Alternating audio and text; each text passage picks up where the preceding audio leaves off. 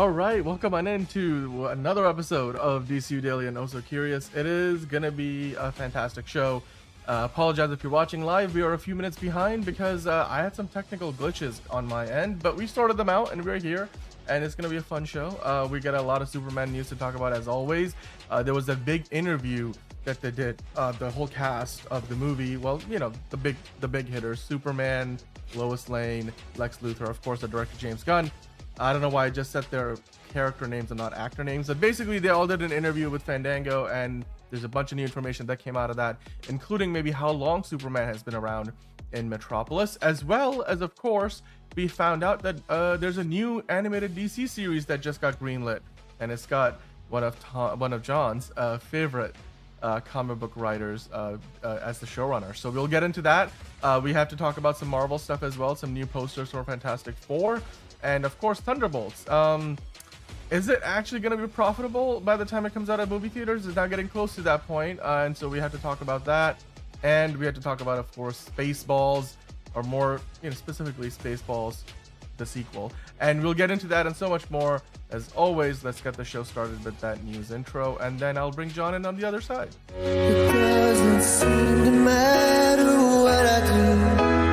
I'm always the number two. All right, mister, I need to paint my abs on to get nominated. You don't see Robert Downey doing that. You're kidding. You're kidding. I can't open the envelope without the... Warner Brothers is heading back into the Matrix with a new movie in the works. Wonder what other surprises are in store. I want to be Bruce Wayne. I like that. You're gonna love me. There's the shot right there. That. Okay, we don't need to see chords. Right there. You look ridiculous. Well, not no more, he don't. What, dude? I can barely understand you. Your accent's insane. What the needs now? Give me a hand up. Nope, I'm actually okay. Thank you very much. Oh, wow. Wow.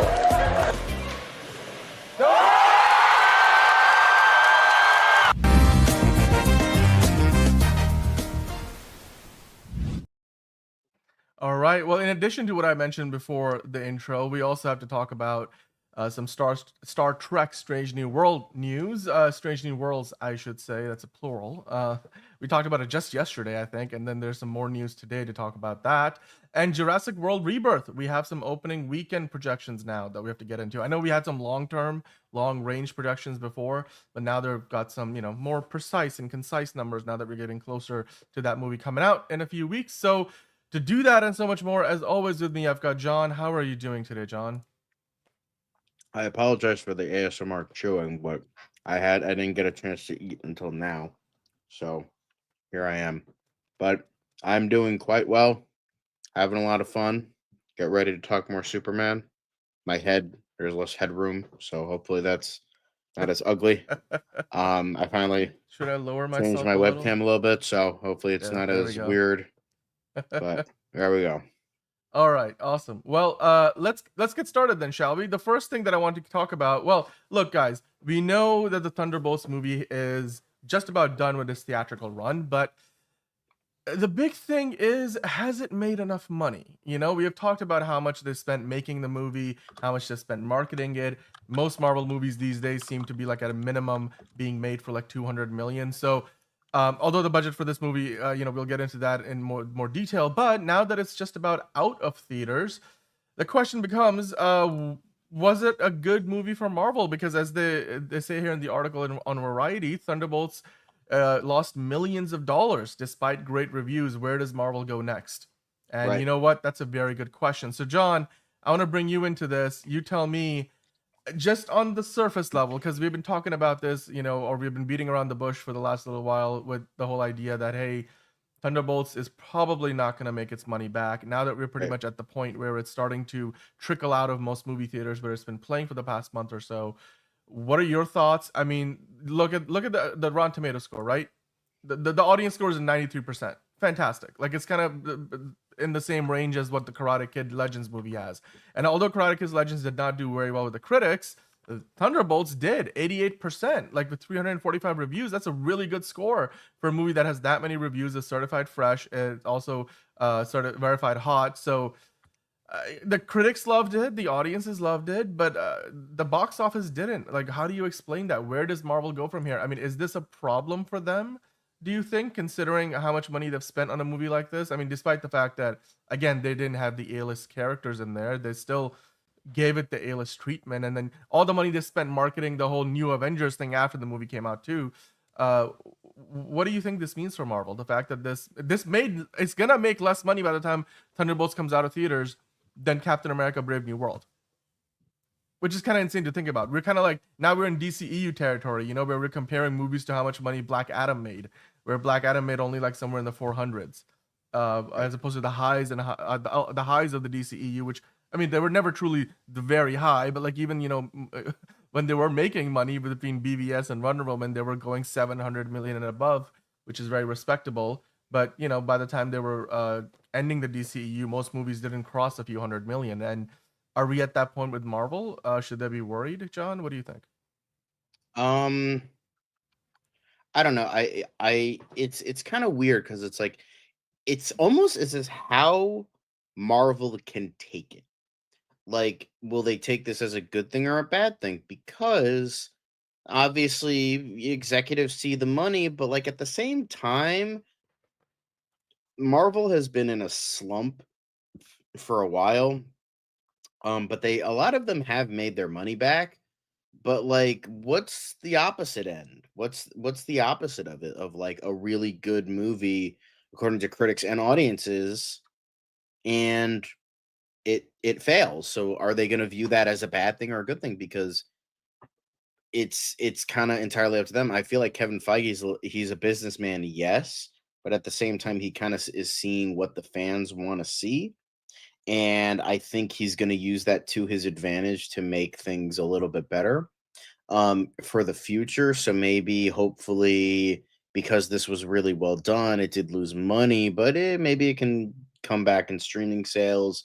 Or, you know, Fantastic, with the goodwill that it has, and Fantastic Four being a little bit more, little bit more aware, like, of an aware franchise. People know the name Fantastic Four. People don't fucking know the Thunderbolts.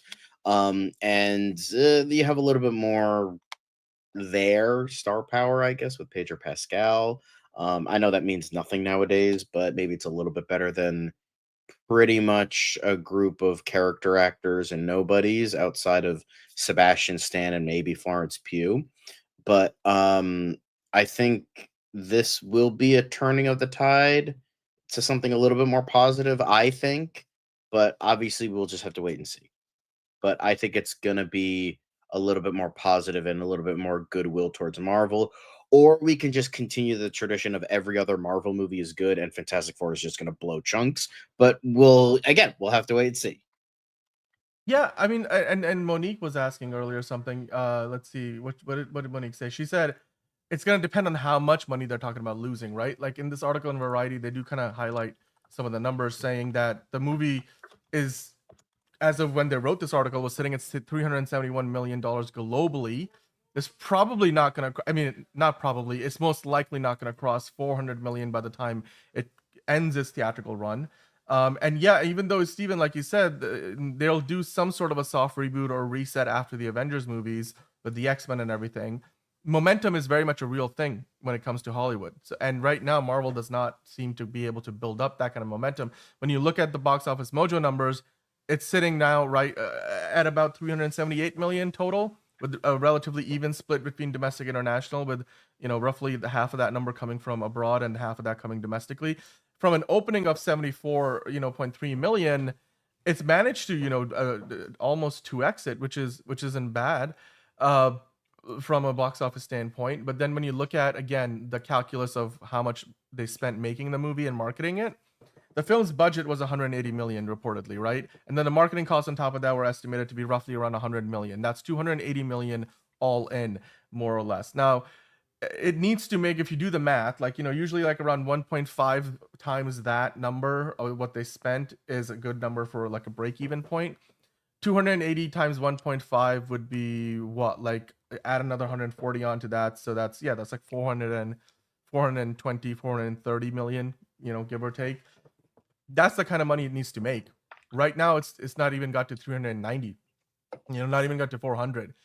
And I believe Captain America 4, Brave New World finished at over 400. So, John, I mean, yeah, like Monique was asking earlier, to answer that question, like it's gonna be a matter of like, did it lose 10 million or did it lose like 50 million? I feel like this movie right now, when it comes out of the box office and it's out of theaters and playing on Disney Plus, at least just the box office run alone, it would have probably lost somewhere between 20 to 40 million, I'd imagine, at a bare minimum.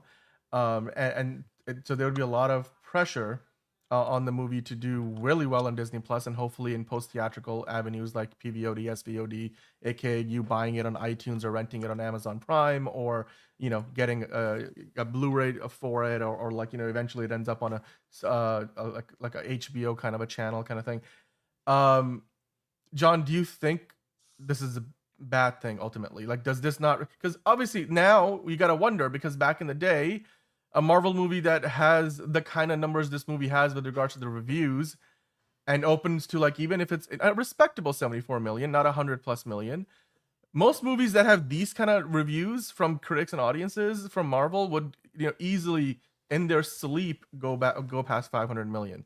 Whereas right now, this movie is not even hitting 400. Do you think this is a bad sign for Fantastic Four and how much that movie can do? Like, what's the potential for Fantastic Four to be both good and make money? Like, that seems to be a problem for Marvel right now. Yeah, honestly, again, it can go either way because it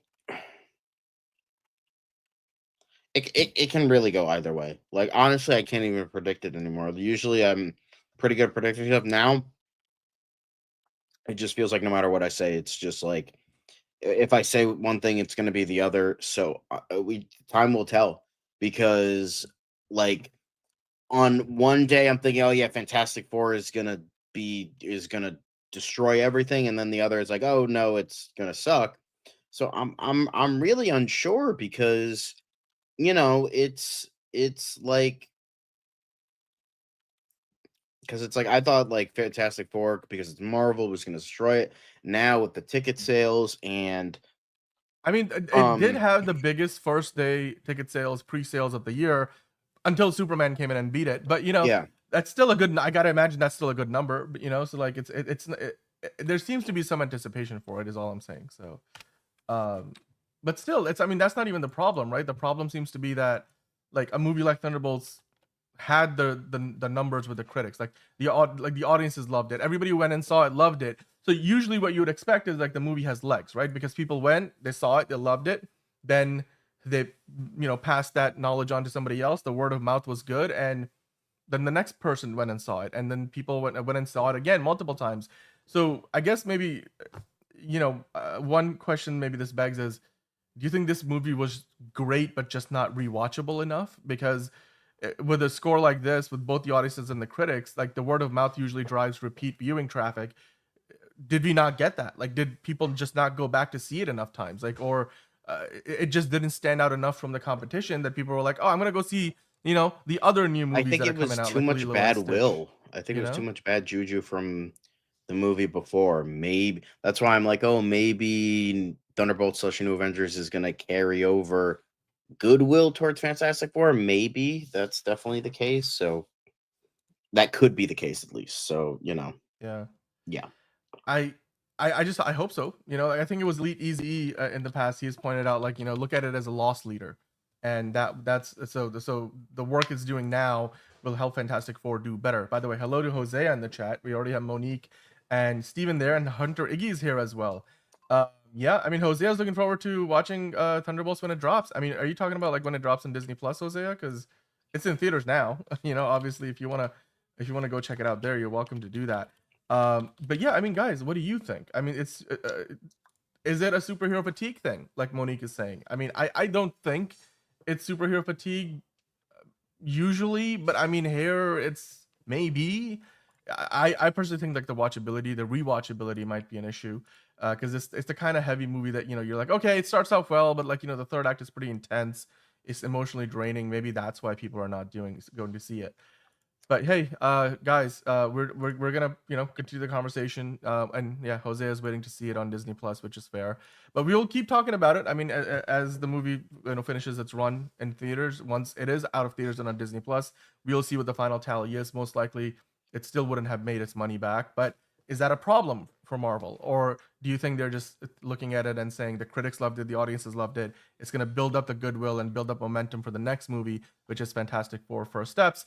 Let us know in the comments down below. And by the way, if you guys are watching live, then hit the like button. We really, really appreciate that.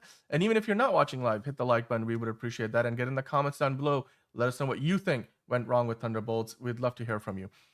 All right. So the next thing we want to get into now is some Superman stuff. Of course, as we did yesterday, we got to do the same thing today because we have so much Superman stuff to get into today that we're going to split it up. So the first thing we're going to do today on the show is, as part of the news segment of the show, we're going to talk about all the different collaborations and the various smaller updates from Superman. And then later on in the show, we're going to dive into some of the big stuff, like the Mr. Miracle news, other Superman related, content, like the big interview that they did with Fandango, and all the new, pieces of information that James Gunn dropped about how long Superman has been around and such. But let's get started with some of the updates here. So John, there's a lot to get into. Let's just dive into it right away. The first thing I want to do is get into some of the fan art, because remember I mentioned the other day that the Daily Planet newsletter is something they're doing now, which is like if you're on Instagram, there's a broadcast channel to the Superman Instagram account that's called the Daily Planet. And so they will, like, every few days they will post something in there. The latest thing that they posted yesterday, I think it was some fan art. And so you could see here, this is obviously David Cornsweet from one of the images. I think this might be like one of the behind the scenes images combined with some of the official stuff that we have seen, and a nice artist representation of that.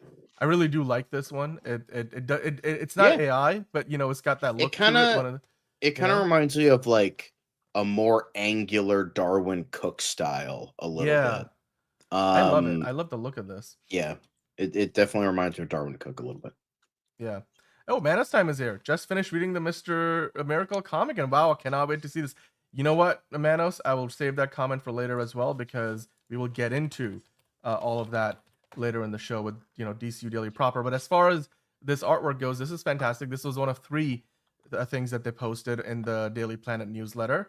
You have another image here. This one is of course, Guy Gardner's Green Lantern, who we may or may not, lock horns with Superman in the movie based on the final trailer that we got yesterday. So I really like this one too, John. What do you think about this artwork?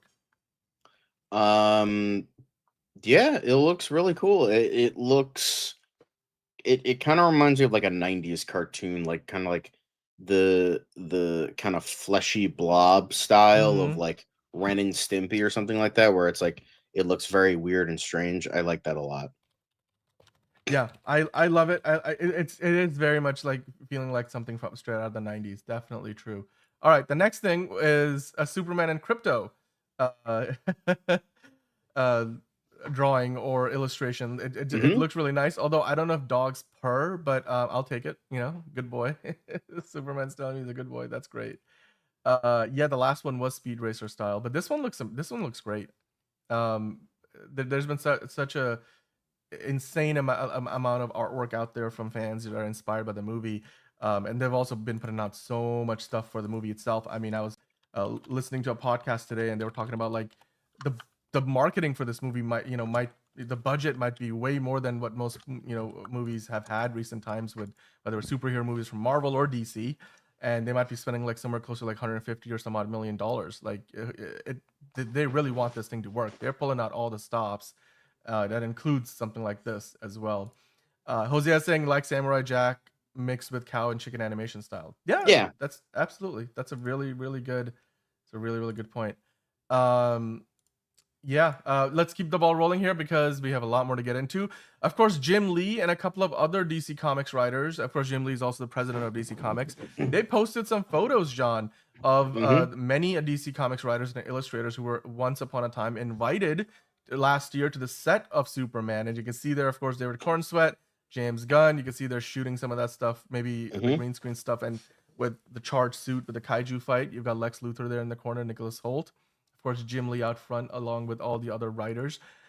You saw these photos, John. What did you think about them? It kind of looks fantastic. They're showing you the Fortress of Solitude set. You see just how much, the amount of it, that is practical. Like, quite frankly, there's very little there that is going to be added in post, right? Like some of the graphics on those round screens, maybe some of the atmospheric effects, maybe the set extensions, but by and large, so much of this movie feels like James Gunn just wanted to get as much of it in camera as possible. And then you could see they're doing some artwork based on storyboards. Just overall, John, what are your thoughts on this? The fact that James Gunn is, again, keeping the writers involved. Like, this looks like an episode like out of the studio, you know, where they go on set and they all have headphones on. They're all watching the camera in Video Village. It looks amazing. I just like the fact that James Gunn is keep bringing the writers along for the ride, because, you know, it's like they are the ones who create all of the source material. They deserve to, you know, be a part of it. Like, he's also got a lot of the writers working with him in the DCU and the stories they're telling. What are your thoughts on this approach from James Gunn? It shows that there is some care and support for the actual comic book writers. Yeah. And how all the different writers shaped the Man of Steel over the course of many years. Yeah, look at the Superman's there. Like, you got any feedback from me, guys? So yeah, I think that's great, but it's like, you know what you can really do, guys? You know what you can really do to make sure that the creators are in it with like the production and all that? Fucking pay them.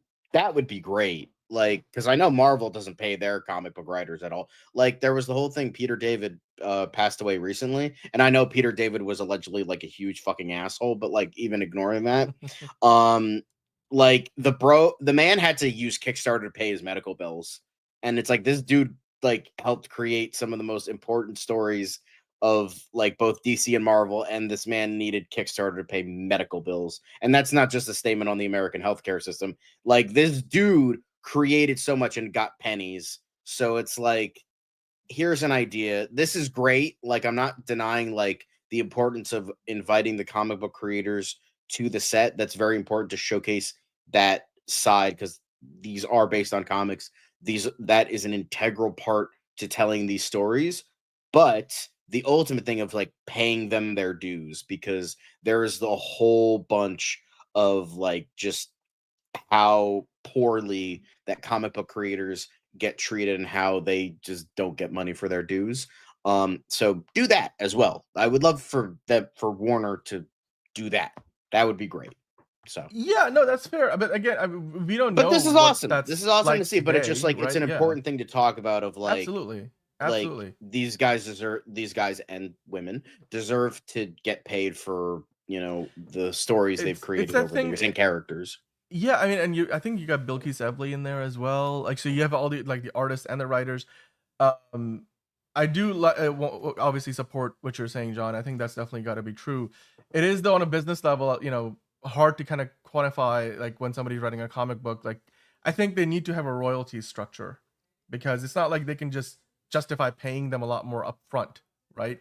Because like, most comic books don't sell very well, because that's just not the culture we live in, unfortunately. Even though we love the movies and the TV shows that these comic books help create through being the source material and inspiration for them, but most people don't actually read a lot of comics. And so when you're a writer or an illustrator for the comics themselves, obviously it's a bit problematic, like from a business standpoint. Like, how do I justify paying you an extra, I don't know, 50 grand a year if these comics you're working on are not selling very well? But if they were to have a royalty structure where, like, if the comic is then adapted and credited in the movie, that, I mean, even then it's like, you know, Hollywood is like cheap, so they'll try to get around the fact that it's actually not inspired by these comics or like certain comics.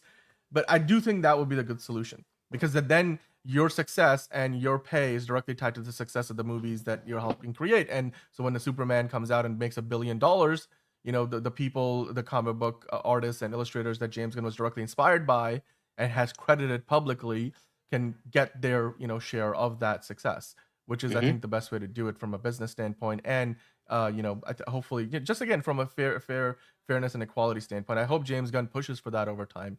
I have a feeling some of that might be, even though he's the head of DC Studios, might be above his pay grade. Like, that might be a David Zaslav decision ultimately. But I hope Jim Lee and James can push for it.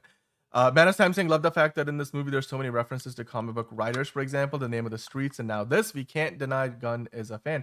Yeah, I mean, James Gunn posts about new comic initiatives and stuff. He's really doing a great job of integrating the comic book side, excuse me, of the culture with the movies and TV shows, and always giving credit where it's due. Even encouraging people to go pick up comics from the local comic book shops, going there himself, and making his presence known. Yeah, I mean, Hosea, we don't know it's gonna make money, but I think we can make a pretty good educated guess. But yeah, I mean, great point on your part, John. So let's keep the ball rolling here, though. We did. I saw something here. Liz passed this on. This is one of our artist friends who's really excited about Superman, and they're going to be at San Diego Comic Con, and they basically created this. I guess this is a little patch. Look for the helpers. You can get yourself one. I thought this was really good fan art, if anything. What do you think about this one? I mean, again, more crypto stuff. Looks cute as heck. Yeah, of course. Look for the helpers. That's famous quote right there. Mhm. So yeah, I love seeing this. I love crypto. So perfect. And speaking of, my doggo got her scarf today. So Dude, um, yes. If you have a picture of that, bring that in. That's really cute. Your dog, she looked really cute in that. Superman plus box I can office send it. beat I Big can Big send it over Fish. Slack if you want me to. Yeah, we'll bring it in. Absolutely, why not? Those photos were amazing. By the way, I saw this too. Tenchi Arts put up a reel, basically showcasing the Fantastic Four in their Fantastic car, and then Superman comes in flying in. He says, "Hey guys, all right, I'll see you guys around," and then he just goes. And I'm like, you could look at this and be like, "This is great," just celebrating the whole crossover between the two franchises. I mean, even though they're not officially crossing over, the fact that they're coming out of the same month, just weeks apart, that's huge. You could also look at it as like Superman just leaves them in his dust. Although I don't like to look at it in a negative way. But yeah, it does look pretty cute. This looks really good. Yeah, nothing's a sure thing, Hosea, regarding Superman's box office. Yeah, we all hope that it makes money, and we are defending it. But yeah, you know what? The projections are good. We'll talk about that later in the show. Crypto. Well, yeah, you know what? Maybe my dream in orbit. You will need to get yourself a doggy of your own. Um, but the Watchers here, my dream in orbit is here, of course. I thought this was really cute, John. Let's keep the ball rolling here, though, because we have a bunch more to get into. Of course, a lot more collaborations. 3C Film and Cinemark did a little collab. Look, there, his doggy's also got a cape. It's a bigger version of the cape than the one that I think you have, which, the size is not what matters. It's the cuteness factor, I think. But I really loved seeing this. Again, it's just like a social media play. Cinemark is partnering up with a content creator to help promote the movie. $40 for that popcorn bucket. It rotates. I'll still pay for it. But John, then I found this, the Instagram channel, Every Bad Frame, and I was wondering this whole time somebody hasn't put together all the weird, frames in between the scenes and all these trailers, and you see a few of them here. I know every movie has it, because like you can't make every frame of the movie perfect. It's not meant to be looked at as photography. It's moving pictures. But Every Bad Frame giving us a few shots here, which are like, these are the ones that end up on the thumbnails on all the YouTube overreaction videos. I thought this was hilarious. But then you have this. I thought this was really cute. Bums and Roses. The brand will be launching their entire Superman collection. And there's some really cute stuff in here, like for the whole family, essentially. I like these. Yeah, I'm like, I can get I two like of those. the baseball tees. Sweatshirts. Those are good. Yeah, we'll get into that in a little bit. I don't know if those the baseball cute. tees are here. That's really cute. That is cute. Although the kid here just not have it. She's like, all right, fucking take my picture. Yeah, I want my just apple do juice it. now. Get me the fuck out of here. Man of Steel Magnolia saying, save a dog from the pound, you'll be a hero. Absolutely. If you are looking to get a dog, always see if you can adopt rather than going, I guess, paying for one rather. And if you're a first-time dog owner, I mean, just see if you can find a breed that's not going to be a heavy lift for you, because you want to start off with a breed that's easier to work with, and can kind of like lounge out and not keep you up at night, kind of thing. Yeah, Monique's saying all 3 dogs I own were rehomes, rescues. Your best friend is just waiting to join you. Exactly. All right. Well, this one I really like too, actually. I'm like, I don't know if they're making that in an adult size. I would get that hoodie. I really like the metallic look of the Superman logo. That's really cute. Okay. A lot of the different hats, more kids merchandise, for the teenagers as well, like a little bit, the youngins. That's a lot of different options, man. A lot of different options. Oh, look at that. That cape is cute too. All right. Okay. I really love the I really love the Superman sweatshirt that they've got. This is probably my favorite design, so I'll probably get a couple of those for when we go see the movie. But then also Magic by Michaela and Ross Dress for Less did a collab. So I guess if you go to Ross, they'll have a whole collection, and they got this content creator to work on stuff, including some of the baseball tees they'll have. John, what do you think about this one? I mean, plenty of options. I mean, I'm not a huge fan of the sweater look. Like, I mean, it's not bad. It's just like, it looks okay, but like, I'm loving all of these. I don't like. Again, I can't even wear this stuff. I'm too fat. They don't have sizes that are big enough for me. So like, but it still looks great. Yeah. Like, I still love to see it. Yep. But Well, no worries, Enterprising. Hello, don't worry, you didn't miss much. But no, I like some of the stuff in here. I do like that she also kind of plays off the whole like glasses, no glasses. Can you tell if she's somebody else? Which there's actually that's a setup for a payoff later in the show. But yeah, the Spirit jersey, John, that looks nice. I really like this design. That collab is probably one of my favorite of the day. I would totally grab one of those. I love it. I love this design. I wonder if this is meant to be like the Kryptonian language or some kind of symbology, or these are just signs from the movie Signs. So Enterprising saying, yay, super merch. Yes, lots of super merch. That's what we're talking about right now. But John, you know what? Not only is there super merch today, but Superman was showing up all over the world in all the big cities of the world, including London, where the Tower Bridge was lit up with the Superman logo, which apparently Instagram is having trouble playing. Come on, Instagram, don't do me like that. Come on, there we go. There it is. So they posted this video with like the glowing Superman logo hanging and the lights in the air. It's amazing, especially considering how in the Justice League movie, the Zack Snyder one, there's like this Superman banner with the silver logo after Superman has died in that universe. So again, it's kind of, this is like, again, like a really full circle moment for me in that sense, that we went from that iteration of like a Superman anything on the Tower Bridge, and that was just in the movie. This is in real life. Like, what would you think if you were walking by the bridge and saw it completely lit up with the lighting and the logo? This looks great. We're only 29 days away, Magnus. Yeah, less than a month away, Man of Steel Magnolias. Yep. Yeah, you're probably gonna have like tons of drunk British people that are like, "Oi, what fuck is this, bro? I don't care about this. What the fuck is going on, mate?" And I kind of leaned into Australian there. Yeah. I don't know why I did that. You started in England, but then you went all the way down under. I was like, "Yeah, like bro, mid sentence. Get me out of here." Then mixed in a little bit of New Zealand in there too.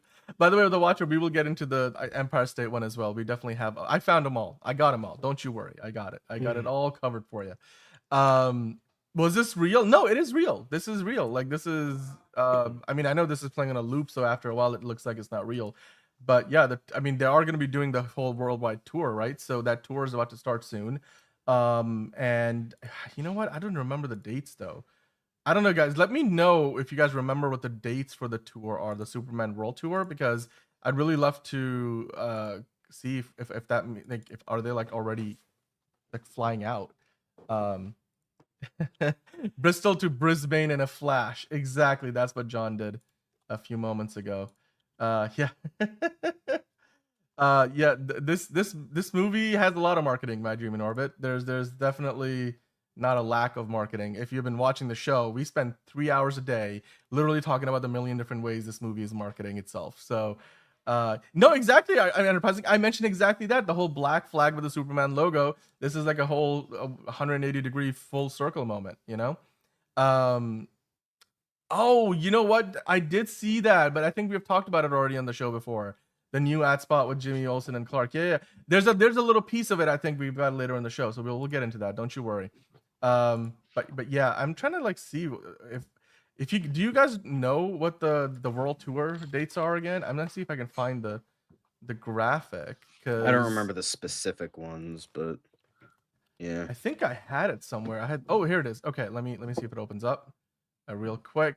So yeah, June 19th they're gonna be in Manila, so that's literally a week from today, or tonight, today's June 12th, and we're doing the show live. So a week from today, the next Thursday, they will be in Manila. So yeah, they must be getting ready now.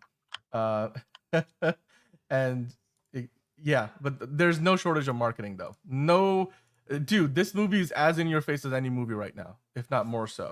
Sorry, my computer is glitching out, but there we go. From London to Cairo, I guess, and we're going to Egypt, and they got that flag, John, the flag from the movie, at the top of a pyramid. This looks a little CG. I don't know. I think if that's. This was real. I'm pretty sure that is visual effects. Yeah, that looks like a visual effect. All right. Well, let's keep going to the But next one. Instagram is being a bitch, so Yeah, sorry. Well, they had this one here. This looks nice. At the Eiffel Tower in Paris, where they have the banner hanging at the bottom, so it has like casting a silhouette on the ground. So I really love this one as well. Oh yeah. All right. Well, we'll keep the ball rolling here. Instagram is just not cooperating right now. Let me see if I can reload it. There we go. There's the video. Sorry, guys. Just, you know, some technical glitches. That's all. I wonder if that shadow is actually accurate though. Because well, what is that it? part What is it a shadow of? So I think it's of the logo, like that's hanging there. Yeah, I but don't that's know. not That what a feels shadow is. Like it won't be as sharp, right? I feel like there's a little bit of VFX going on here. Yeah. I think that's a bit of VFX work. It looks a little fake. No, but I still appreciate the effort. That banner looks real. No, it looks good. Or I mean, but yeah, that banner looks real. Okay.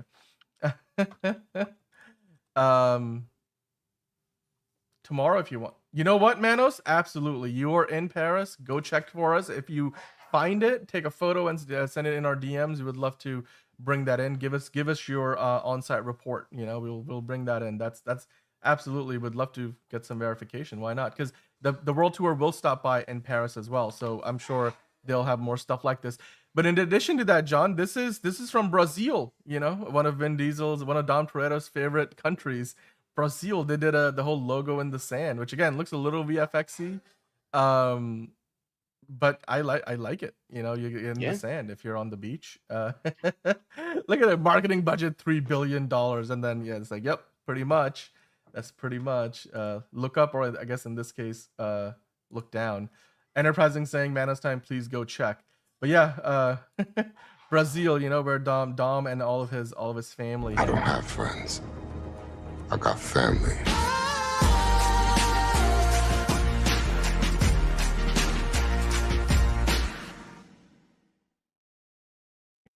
Well, what the people want, the people get on this show. That's how we roll. Brother never told you never threaten a man's family?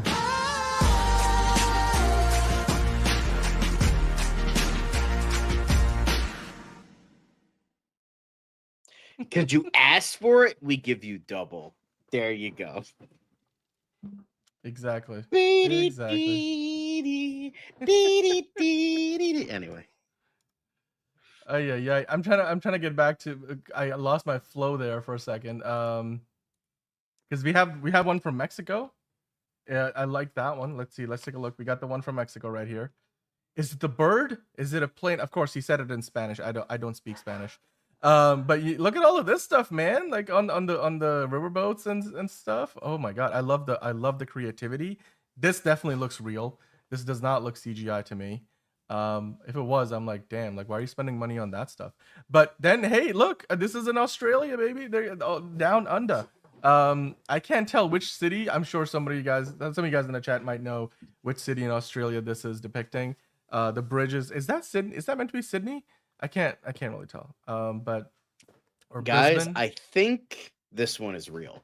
I think it's safe to say this one. This is totally real. Is 100% real. Absolutely. Look at the foamy water. Like this is like as real as Avatar. Real. But I do like this one though. It's great. And the fact that they're doing something different for each one, and maybe they gave every local team, social media team, like Warner Brothers Brazil, Warner Brothers Mexico, Warner Brothers France, like their own challenge. What can you guys come up with? And then, of course, last but not least, we gotta show America, because the Empire State Building always putting on a show. Look at that right there. It's some VFX. You got thunder and lightning and all that energy being fed into the Superman logo, and then the beam shooting straight into the sky. Yeah, this worked. This would work really well for Batman, but yeah, it works for Superman too. The land down under. Yeah, we already talked about that. New York is classic though, absolutely classic. The Watcher saying what I hear when Vin Diesel talks sometimes, a brother of a brother of a brother also has the mother, which makes us family with family and family. Oh, okay. I see what he did there. I see what he did there. I don't think Vin Diesel does dialogue that's that long. He does like 3 words at a time. You know, I am Groot. Get it? But yeah, this was badass. I really love these effects. This has got all the elements. It's got the real stuff. That's probably the actual logo and the lighting on the Empire State Building. You've got the VFX elements in there. You've got that little camera move. I love it. You can do this in After Effects. I mean, if you guys have a favorite city, I'm sure you guys can whip up something. It wouldn't take much work to do that. But yeah, let us know. What do you think about all of these marketing things? You know, surprising that there's actually a lot of marketing for Superman. John, would you believe it? They're actually marketing the heck out of this movie. No, there's Isn't no that marketing. surprising? There's no marketing.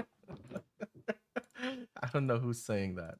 Honest to goodness, like we're sitting here every day trying to like narrow down the amount of stuff we can show you, not the other way around.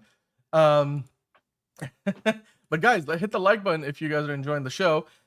We will continue on because we do have to get into more Superman stuff later. But for the time being, let us know what you thought about all of those different marketing things that Superman is putting out into the world, whether it's merchandise, you know, the different collaborations with the regional partners, whether it's, you know, in Australia, the UK, in America, of course, Mexico, Brazil. Like, let us know in the comments what you think.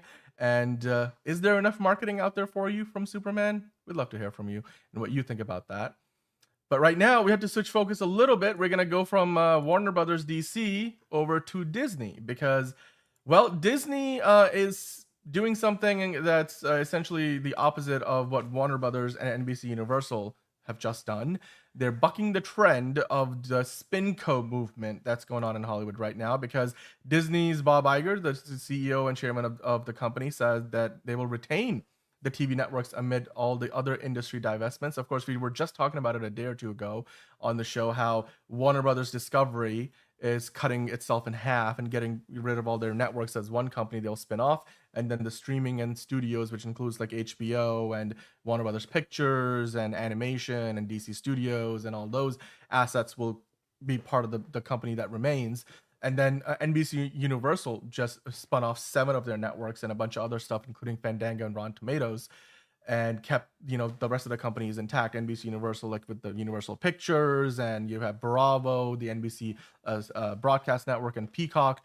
Well, Disney also, as you know, owns a lot of networks, especially all the ones that they, you know, not only had from before they bought the stuff from Fox, but even after they bought everything from Fox. And it looks like now they've decided that they're not going to split themselves in half, John. So I wanted to get your opinion on this. I mean, just to give you a little bit of detail, though, in the article, there's a couple of quotes here from Bob Iger. He mentioned in a recent interview that 2 years ago, soon after he returned to the company, he put everything on the table, whether we should buy Hulu or whether we should sell Hulu, whether we should sell our linear television networks or whether we should hold on to them.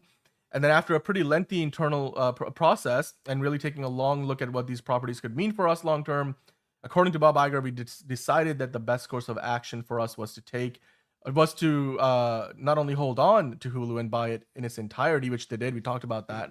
They paid like another $500 million to Comcast recently for it, but also to hold on to the linear television networks and then to integrate them seamlessly with their streaming business. So of course, that includes things like ABC, ESPN, FX, like, you know, what was the name? Why am I forgetting the name? The huge show that FX had, Shogun. Sorry, Shogun is an FX show. All the Alien and Predator stuff, those are mostly FX properties, which are like kind of like all part of the Fox IP that they bought. Disney Channel stuff like the High School Musical, the series on Disney Plus and Disney Channel. National Geographic does like a bunch of different things. They've got like all these reality series as well as documentaries that are showing on National Geographic, the channel, as well as Disney Plus. So I guess they went the route of, we're not going to divest all of these things. We're instead going to seamlessly integrate them together into one big company. And this has kind of been borne out in what they're doing now. If you look at Disney Plus, it's all seamless. Like the stuff that you see on their television networks shows up on streaming and vice versa sometimes. Like they even put the Miss Marvel TV show that was on Disney Plus, they put it on ABC to get more eyeballs on it. And the networks are the ones that are cash rich. Like there's a lot of money from the subscriptions. So I think, they hold on to that and they don't get rid of, like, the parts of the company that are bringing in all the cash all the time, the revenue, because Disney Plus is still a growing property. But they don't make as much money, like pure hard cash. John, what do you think about this move? The fact that they're bucking the trend here. Bob Iger saying we're focused on also not reporting subscriber numbers anymore, like kind of like what Netflix did. They're instead focusing on revenue and profitability and cash flow and growing margins. So they will stop reporting that as well, kind of following Netflix's trend. All of these moves from Disney, it seems like they're going in a different direction than what Warner Brothers and NBC did. What do you think about that, John? What are your thoughts? I don't really have a whole lot to say about this. I mean, they're gonna retain stuff. Cool. I don't really know or care about like the whole like business side of things. I don't really have a take about it. So yeah, good for them or not good for them. Hello. So yeah, cool. I was gonna say that. Yeah, I mean, welcome back, Angelica. You haven't been on a lot of the shows lately, but welcome back, and thanks for joining in.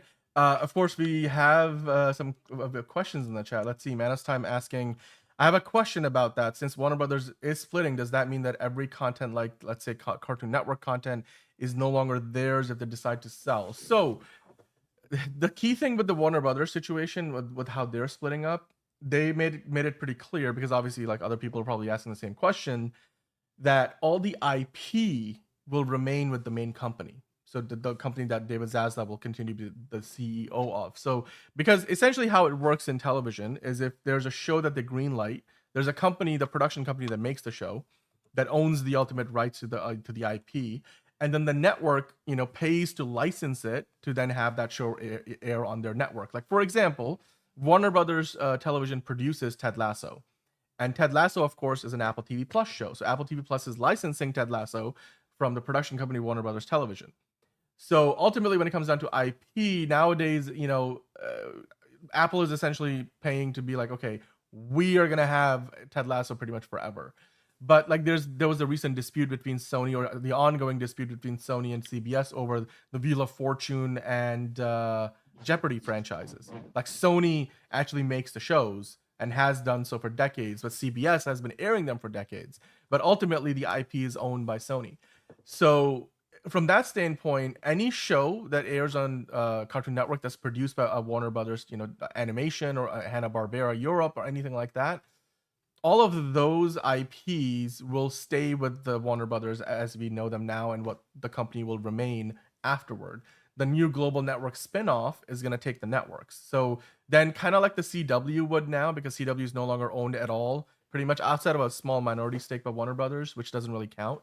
So the new ownership of CW, if they wanted a show from Warner Brothers Television, they would pay them to license that and have them produce it.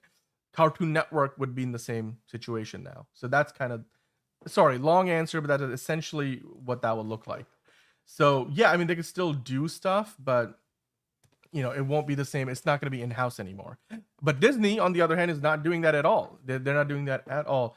But then also, John, do you care about the whole, they're not reporting the subscriber numbers anymore, kind of like Netflix? They're just going to talk about how much money they're making, the cash flow, the revenue, and profit margins. Yeah, I mean, that makes sense, because then like if the subscriber numbers are down, that could like inspire people. Yeah. That could like inspire people on the downtrodden a little bit, oh, if they unsubscribe, I'm gonna unsubscribe too. So they're just trying to remain afloat, not afloat, because they're gonna be down. I think it's also like we're getting to the point where the industry is maturing, like the streaming industry, in terms of you're not gonna see, they got pretty close to the ceiling now. You're not gonna have unlimited growth on subscribers. There's only so many people out there who can subscribe to you, like as a streaming service. So what they're gonna be, but what we see now, like what we were seeing for a few years, is the subscriptions will grow and then they will drop and then they will grow, because the churn thing, people churn, right? So and every time, if there were subscriptions going downhill in a quarterly report, it would hurt the stock price. If they were going uphill, it would help the stock price. And so it was like a roller coaster ride. So for the company, they're like, we don't like that, obviously. So we don't like the stock price fluctuating constantly. So I think that's one of the other reasons. That's probably the main reason why they're not want to do this anymore. Because at this point, they're just not seeing overall growth. It's kind of starting to stagnate a little bit or level out. I mean, Disney will never be unprofitable simply because of their theme parks and like those make so much money. The cruises and all the Imagineering things. That's what's gonna drive a lot of revenue, and the fact that they own all these channels, like the cable bundle packages still bring a lot of money. Samantha's time asking a follow-up question is the Ted Lasso thing is the same thing that's happening with the Gumball and Steven Universe reboot, if I understand correctly. Yes, exactly. That is exactly it. Like Warner Brothers will own the IP, they will own Gumball and Steven Universe. Cartoon Network would license to then have that be made and played on their network. It's still what happens today, except it's all in-house. So it's kind of like, you pay yourself, right? Like if you can imagine, John, let's say, John, you made a new YouTube channel, and then you made a show for that YouTube channel, and then you paid yourself a licensing fee to put that show on your YouTube channel, but your show was made under a different production company banner, but it was all under the same holding company. So like you had one big company that owned two smaller companies. One is a YouTube channel, one is the show that airs on the YouTube channel. It's all owned by you, and then you're basically paying yourself to do it. That's what happens now, but except that in this new role, John's YouTube channel will now be owned by somebody else, and he'll own his production company, and his production company still makes the show, but now this other YouTube channel is paying John to make the show. So that's totally not confusing, but yeah, I don't know. I thought I tried to make it easy to understand. It's the business world, though, but anywho, Disney, of course, doing things a bit differently regarding the whole SpinCo trend. Let us know in the comments down below what you guys think about that. Is that the right move for Disney? I mean, they've already pretty much committed to it at this point, and you can see that in that all the different content hubs that they have on Disney Plus. They got Hulu in there now. They own it completely after paying it off Comcast stake in there, and as well as National Geographic, more ESPN stuff. What do you guys think about Disney's direction, where Warner Brothers are zigging and NBC just zigged, Disney is zagging instead? Let us know in the comments down below what you think about that. And right now, we're going to move on to our next story, which of course has to do with the huge projections. So, guys, that the month of July is going to be packed with a ton of big movies. We've got, of course, Superman. We've got, the Smurfs movie. I'm joking with that. You never know, though. But, you also have Fantastic Four. But to kick off the month with the 4th of July weekend, John, we're going to have Jurassic World Rebirth. Now, Jurassic World Rebirth is one of those movies that is part of a franchise where the last 3 movies have all made $1 billion. Even the last one with Jeff Goldblum and the whole original cast, which was probably the least well received from that trilogy, still like had the legs to like 8 weeks, 9 weeks into release, just slowly trickling past $1 billion.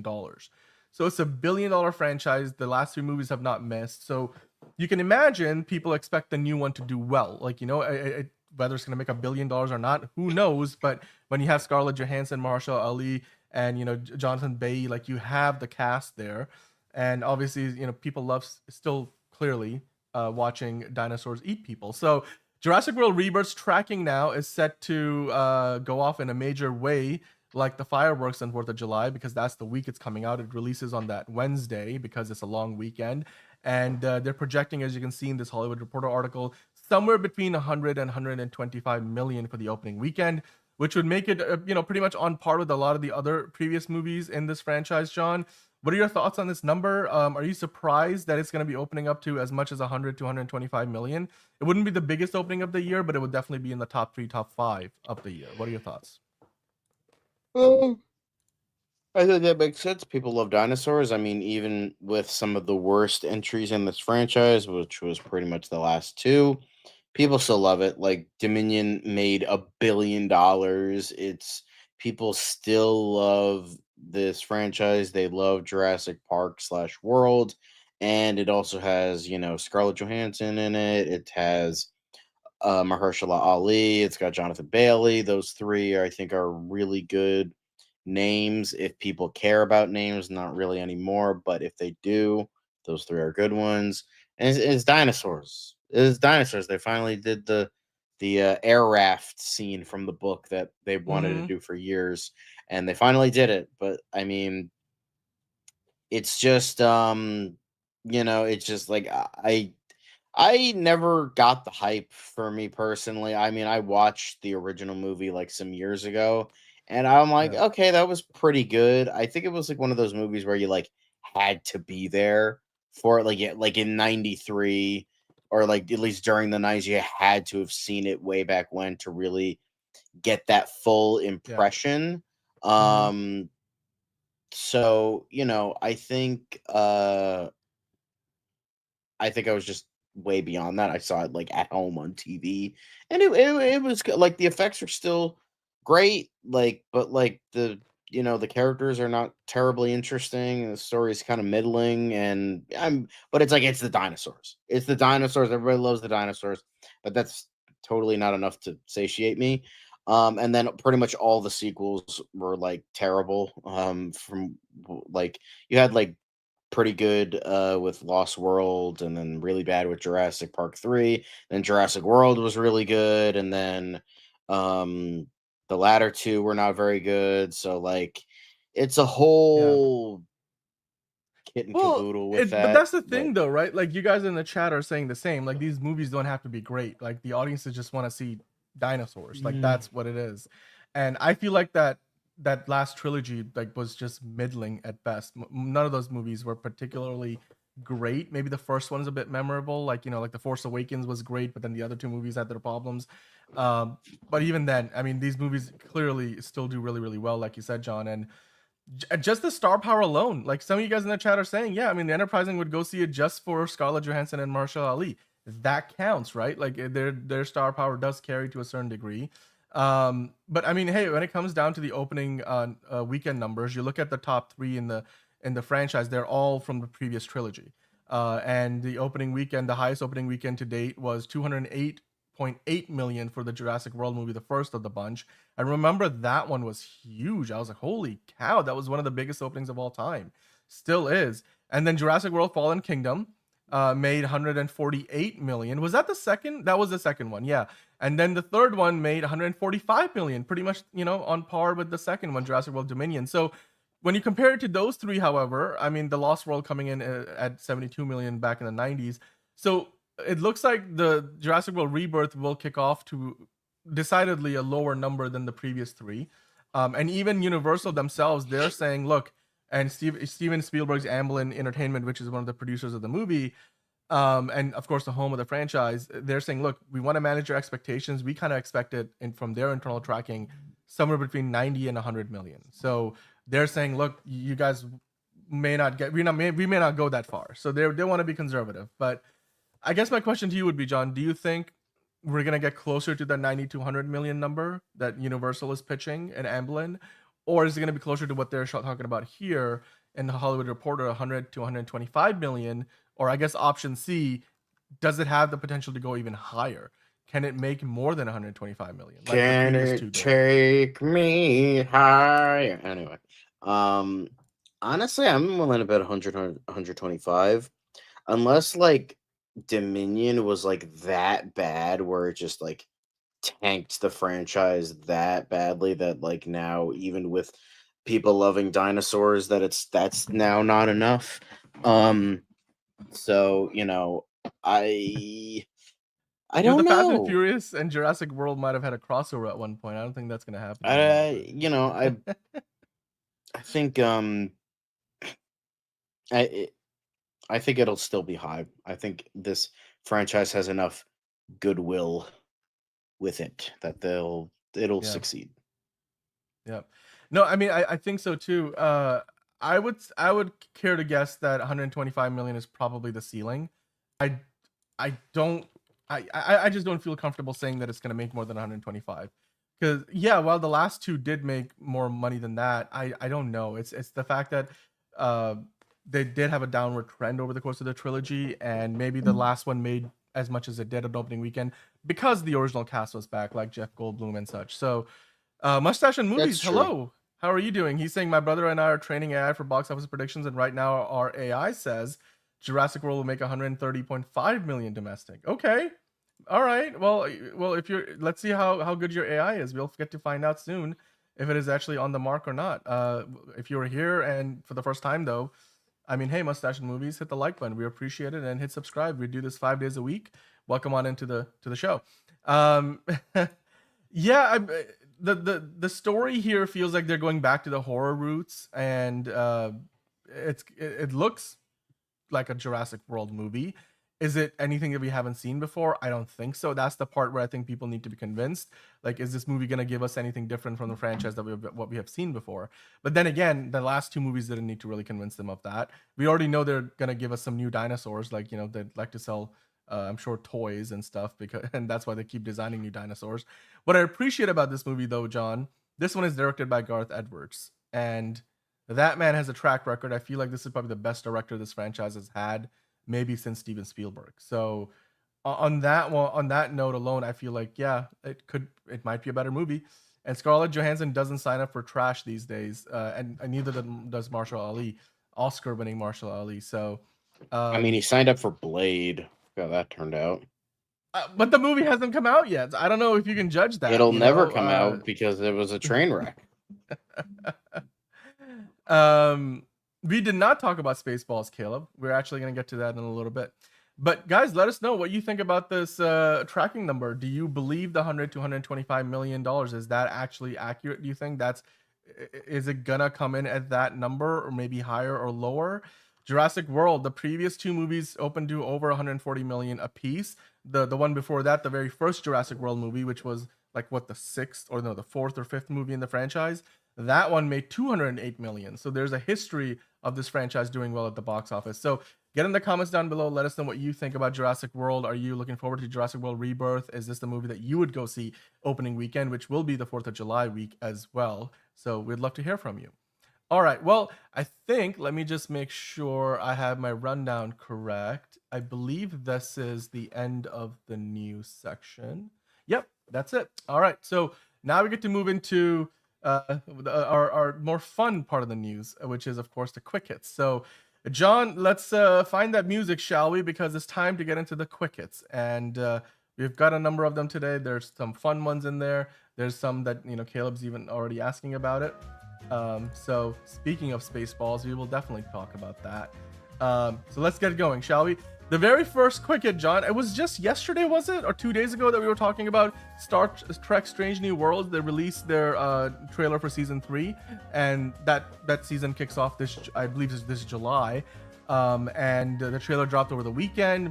We know the show was already greenlit for a 4th season. Of course, the 3rd season is starting up this year, so that would mean probably they'll go into their 4th season next year. But now, as the headline says, they are set to end the show with a shortened 5th season. It will only have 6 episodes, and I guess they've set the roadmap already. That the team, the production team, which, look, a lot of shows get canceled abruptly. To me, like, I'm kind of sad, but also happy to see that they're being given a season and a half's worth of notice to kind of like wrap up the stories that they're telling. But still, 5 seasons in, I mean, that's about as long as most streaming shows last. Sean, what are your thoughts on this? Shortened season 5 will ultimately finish up Captain Pike and his version of Enterprise's story for Star Trek. Can't wait for it to end, and then people can go back to real Star Trek. Well, I don't know about the last bit there. I think this is the Star Trek we're getting from here on. But yeah, I mean, hey, season 5. I mean, I'm just wondering if they will be kicking off any other shows, because at that point they'd be left with Lower Decks and Starfleet Academy, which hasn't even started yet. Like, so we don't even know how good that will be if it will last. This show, on the other hand, has been fantastic. And 5 seasons worth, I think, would be great, even if we are only getting 6 episodes. I mean, the cost of these shows is high, so that's maybe the reason why they didn't want to commit to a final season that was another like 12, 13, 15 episodes. So yeah, hopefully it has a decent ending, Enterprising. I love this Star Trek show myself, so I can't wait to see where it ends. But John, the next quick hit, of course, going from the world of Star Trek to Star Wars, we've got some streaming ratings. Andor concludes with the #1 ranking in the Nielsen charts for its series finale, season 2. And in fact, it was so good, it brought in so many people, it actually bumped, Rogue One into the top 10. Are you surprised by that? I mean, the audience for this grew every week, unlike The Acolyte, where it kept falling off. So I mean, to me, this is only a good sign that more and more people are finding the show. I went and saw the whole original trilogy afterward. I just wasn't in a run. I'm like, I watched Andor season 1, season 2, then watched Rogue One again, then the original trilogy. I have a renewed appreciation for the franchise. Not talking about where they are now necessarily, but at least what has come before. John, what are your thoughts? Good for them, I guess. I still won't watch it, but cool. It is an awesome show, like Frankie G is saying, and enterprising. It is an amazing show, in fact. I love it so much, and I cannot, speak highly enough about it. It's probably going to win a few Emmys, so I'm glad it's doing well in the ratings. Of course, these ratings are a few weeks behind. That's why we're only getting them now.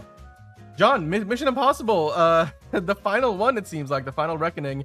Of course, Tom Cruise has been gushing about the experience. It really looks like he is looking back at this movie as his final turn as Ethan Hunt.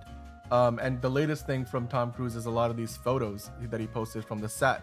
All the set photos with McHugh and the other cast members, the various different locations. I'm sure you came across these photos. They look pretty cool. If you're a film nerd, you like to see, the process in action. What are your thoughts on this? I mean, again, the movie was pretty good. You saw the film. How does this line up with what you saw in the movie theaters? Yeah, I think so. I mean, I think a lot of love and passion went into the movie. I really liked it. I thought it was a great film. I know it received middling reviews, but I really liked it. So yeah, I think. I mean, I hope it is the final one because I think it's deserving of ending on a high note type of thing. So yeah. No, it's a great movie. I haven't gotten a chance to see it yet, so but I've pretty much spoiled it all for myself. So there's that. George in the chat saying, just got up, morning guys, heading to work, listening to the show. Andor is amazing. Yeah, George, you're another fan of the show. I love that show. I cannot wait to probably do a rewatch of it soon enough. But there we go. John, I'm gonna let you take over for the next couple of quick hits, but I will be right back. So the next thing that we've got here, of course, is the Spaceballs story. Take it away. Yeah. So we are getting another Spaceballs movie. In terms of my thoughts on it, Spaceballs is a good Mel Brooks movie. It's not one of my favorites. I think Blazing Saddles and Young Frankenstein are way better movies.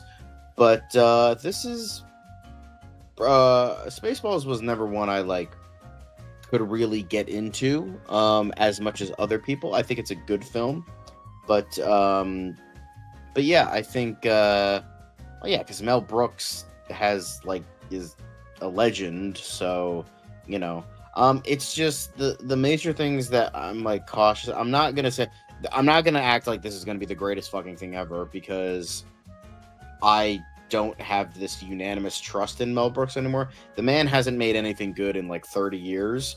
So I mean, I heard History of the World Part 2 was really bad. That Blazing Saddles animated movie, Blazing Samurai or whatever the hell that was called, with Michael Cera, was apparently really bad. And whatever else he's produced and all that. And plus apparently it's going to be co-written by Josh Gad, who's also going to be featured in the movie. I'm like, can we stop with the whole Josh Gad hype train?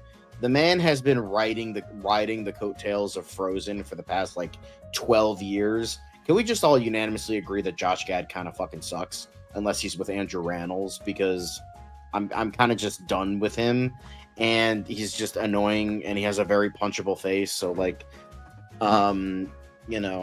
I just hope it's good. I hope it's good. I'm cautious about it. I want it to be good, but I don't know, some of my friends are acting like everything Mel Brooks touches turns to gold, when that is just simply not the case. The man has made some bad movies. The man has produced some bad movies. So, I would love something that would very accurately destroy modern Star Wars, but I don't have any. It's just like, here's the thing, and a friend of mine made a very good point in this. The reason Spaceballs worked was because George Lucas can take a joke. What company is now holds Star Wars? The biggest assholes with a giant stick up their butt that can't take a joke. So I think at the very least we will get a watered down and sanitized comedy movie that is not going to be worthy of the legendary Mel Brooks name. That's my thoughts on that. So. I do like the fact that they did cast Bill Pullman, obviously coming back, but now Lewis Pullman is joining him, and Keke Palmer, of course, Rick Moranis. The cast is great. I can't wait to see this. It looks fun. Mel Brooks returning as Yogurt for Spaceballs sequel. Yeah, Amazon MGM Studios doing this for 2027. I believe we have the year, but I don't know if you have the exact release date. So, I love the marketing around it. They already got themselves off to a really good start. Let's just hope Mel Brooks lives until that date. Let's hope so. I also, this was just on point. This whole sequence. Yeah, that was funny. This one long crawl, great. Yeah, and yeah, Lois and Bill Pullman. I do hope that they call Spaceballs 2 The Search for More Money. That would be it. It would just be great. That would be the perfect name. I think you got it right on the nail on the head there. But all right, moving on to the next thing. Texas Chainsaw Massacre. Bidding war talks heat up. Taylor Sheridan is now amongst the new names in the mix. John, you might remember this franchise is, just really, I don't know, like there hasn't been a good Texas Chainsaw Massacre movie since part 2. Although there are some that say the remake is actually pretty good. I haven't seen it, so I can't judge. But like, you have the first 2. Texas Chainsaw 3 sucks. Next Generation sucks. Like, Texas Chainsaw the beginning sucked. Like, the most recent one it still remains the worst horror movie I have ever seen. Not my least favorite. It's the worst one I've ever seen, period. And I've seen Halloween 6. That's saying something. So yeah, that I would say just let it die. It's been dead since the 80s, so like just let it die. However, with the names included in the mix, it could spark something interesting. I know Jordan Peele, they said Taylor Sheridan in the headline, Oz Perkins, Glenn Powell wants to produce it, and then Netflix. Keep Netflix far away from this franchise as much as it possibly can. But I would say either let it die or go into the hands of Oz Perkins, maybe Jordan Peele, because Oz Perkins, that dude can do atmospheric horror extremely well, but he can also do weird bonkers horror comedy really well with this year's The Monkey. So like he can do both. Like if you want to do Texas Chainsaw as more comedy, like with part 2, then do that. If you want to have it be more serious, I would say Oz Perkins can do that too. Yep. Taylor Sheridan has way too much on his plate. That dude has like 15 shows on currently he's producing. The man, I'm pretty sure, has not slept in like 3 years. So he doesn't need another thing on his plate. And Taylor Sheridan hasn't really done a horror movie. So he's Westerns. Like, it's still, I mean, let like him the stick guy with Westerns. Well, he's written drama, good drama. I mean, I don't know. We'll just have to wait and see who wins out ultimately. But yeah, the franchise is clearly in demand. At least there's no shortage of people who want to work on it. So, all right, the next thing here, God, so many, like these websites are getting on my nerves these days. But anyway, John, Emmy voting has just opened up with 600 program series submissions, a 3% drop from 2024. But of course, the big news is that Emmy voting is now open. Of course, we know all the big, TV shows that are probably in the lead for winning a lot of the big trophies this year. It's gonna be interesting. You'll have some of the usual suspects in there as well. I already got my Emmy for the year, so I'm good with that. But yeah, this is great. I always look forward to seeing who's gonna do well. I mean, again, you'll probably have like Only Murders in the Building, The Bear, the Gene Smart show that I keep forgetting the name of on HBO. But then you probably will have shows like Andor, hopefully, in there as well. So I'm looking forward to seeing. I mean, the Penguin, that's also competing this year. So hell yeah, we will see how that does, and we will actually talk about the Penguin a little bit later as well. So moving on to the next thing, Andy Cohen sets a 3-year extension with NBC Universal. Watch What Happens Live is renewed now for 2 more years. John, do you care about this at all? who? I feel like the only time I see Andy Cohen is like the New Year like broadcast with Anderson Cooper. I don't know who this guy is. I don't know who the fuck this dude is. I know who he is. He's on he's on Bravo. Okay. Dave Franco and Alison Brie's Together movie apparently is in a plagiarism lawsuit, but their lawyer recently slammed the plagiarism suit, saying these films are not remotely similar. If you guys came across this story before, basically the plaintiffs, which are the producers behind the movie Better Half, are suing to the new movie Together, saying that this is basically a big ripoff. This movie, of course, was sold to Neon for like, what is it, 17 million at Sundance in January. It's set to release in July of this year. They actually brought it to CinemaCon, and apparently the producers of the Better Half movie were talking about how originally their film was offered to both Dave Franco and Alison Brie, and in that movie too, the couple, like the leading couple, gets stuck together, which is, I guess, well, there's a similarity there, at least on the surface level, with Together. But I don't know, John. I hope this doesn't stop the movie from coming out, but it's interesting to say the least. Another movie's getting sued. We keep talking about Superman getting sued. Here's another one that's in the dumps, I guess. With yeah. Here's the thing. Here's the like red flag of this.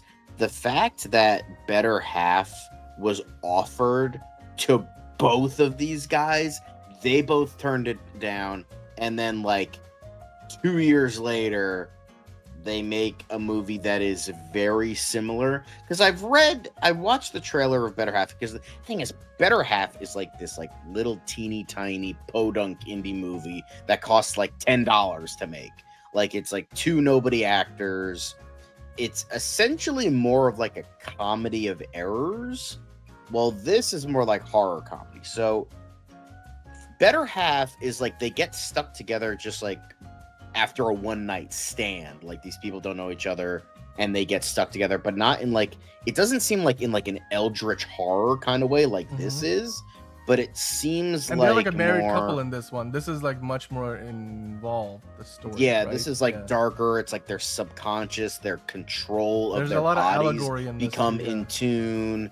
Like, it's like there seems to be more here than in Better Half, but there are similarities, and it is the fact that it was they were offered to Franco and Brie, and they turned it down, and then they made something similar because they did produce this movie. So I hope Together doesn't get like sued or something and they kind of throw it out. But like at the same time, I kind of see where they're coming from, because they share a similar concept, but it's just like I feel like the execution is much different. However, I can't judge either movie because Together hasn't come out yet. And I didn't go to a film festival to see it, and Better Half appeared at like one film festival, and then that was it. It like got buried and nobody like bought it or anything, or if that was the intention.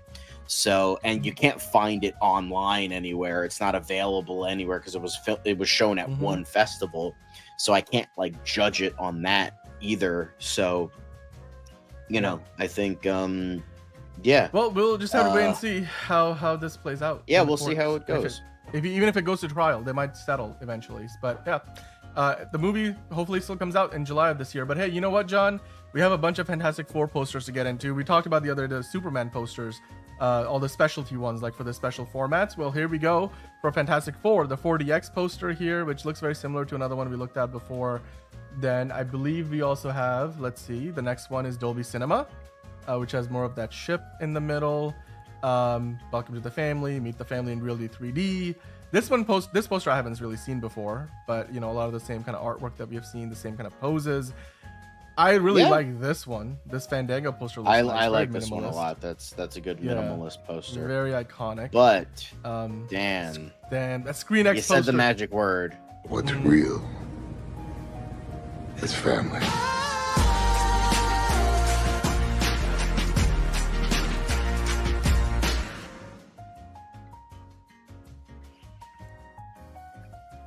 They're cool posters. I love the They are Screen X very one. cool. I like how they're going retro with it. It Yeah. does look very good.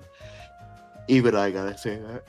I think the Screen X poster here takes the cake for me. Like, unlike the Screen X poster that Superman had, I think this is the best one of the bunch for Fantastic Four. Yeah, I mean, So, but yeah. again, the Screen X logo kind of fucking ruins it. So Yeah, I would probably Photoshop that out. It's kind of hard. They do haven't the same thing integrated with it the Superman very well. poster. Photoshop Yeah. that shit out, and it's like It's great. Yeah, it looks good.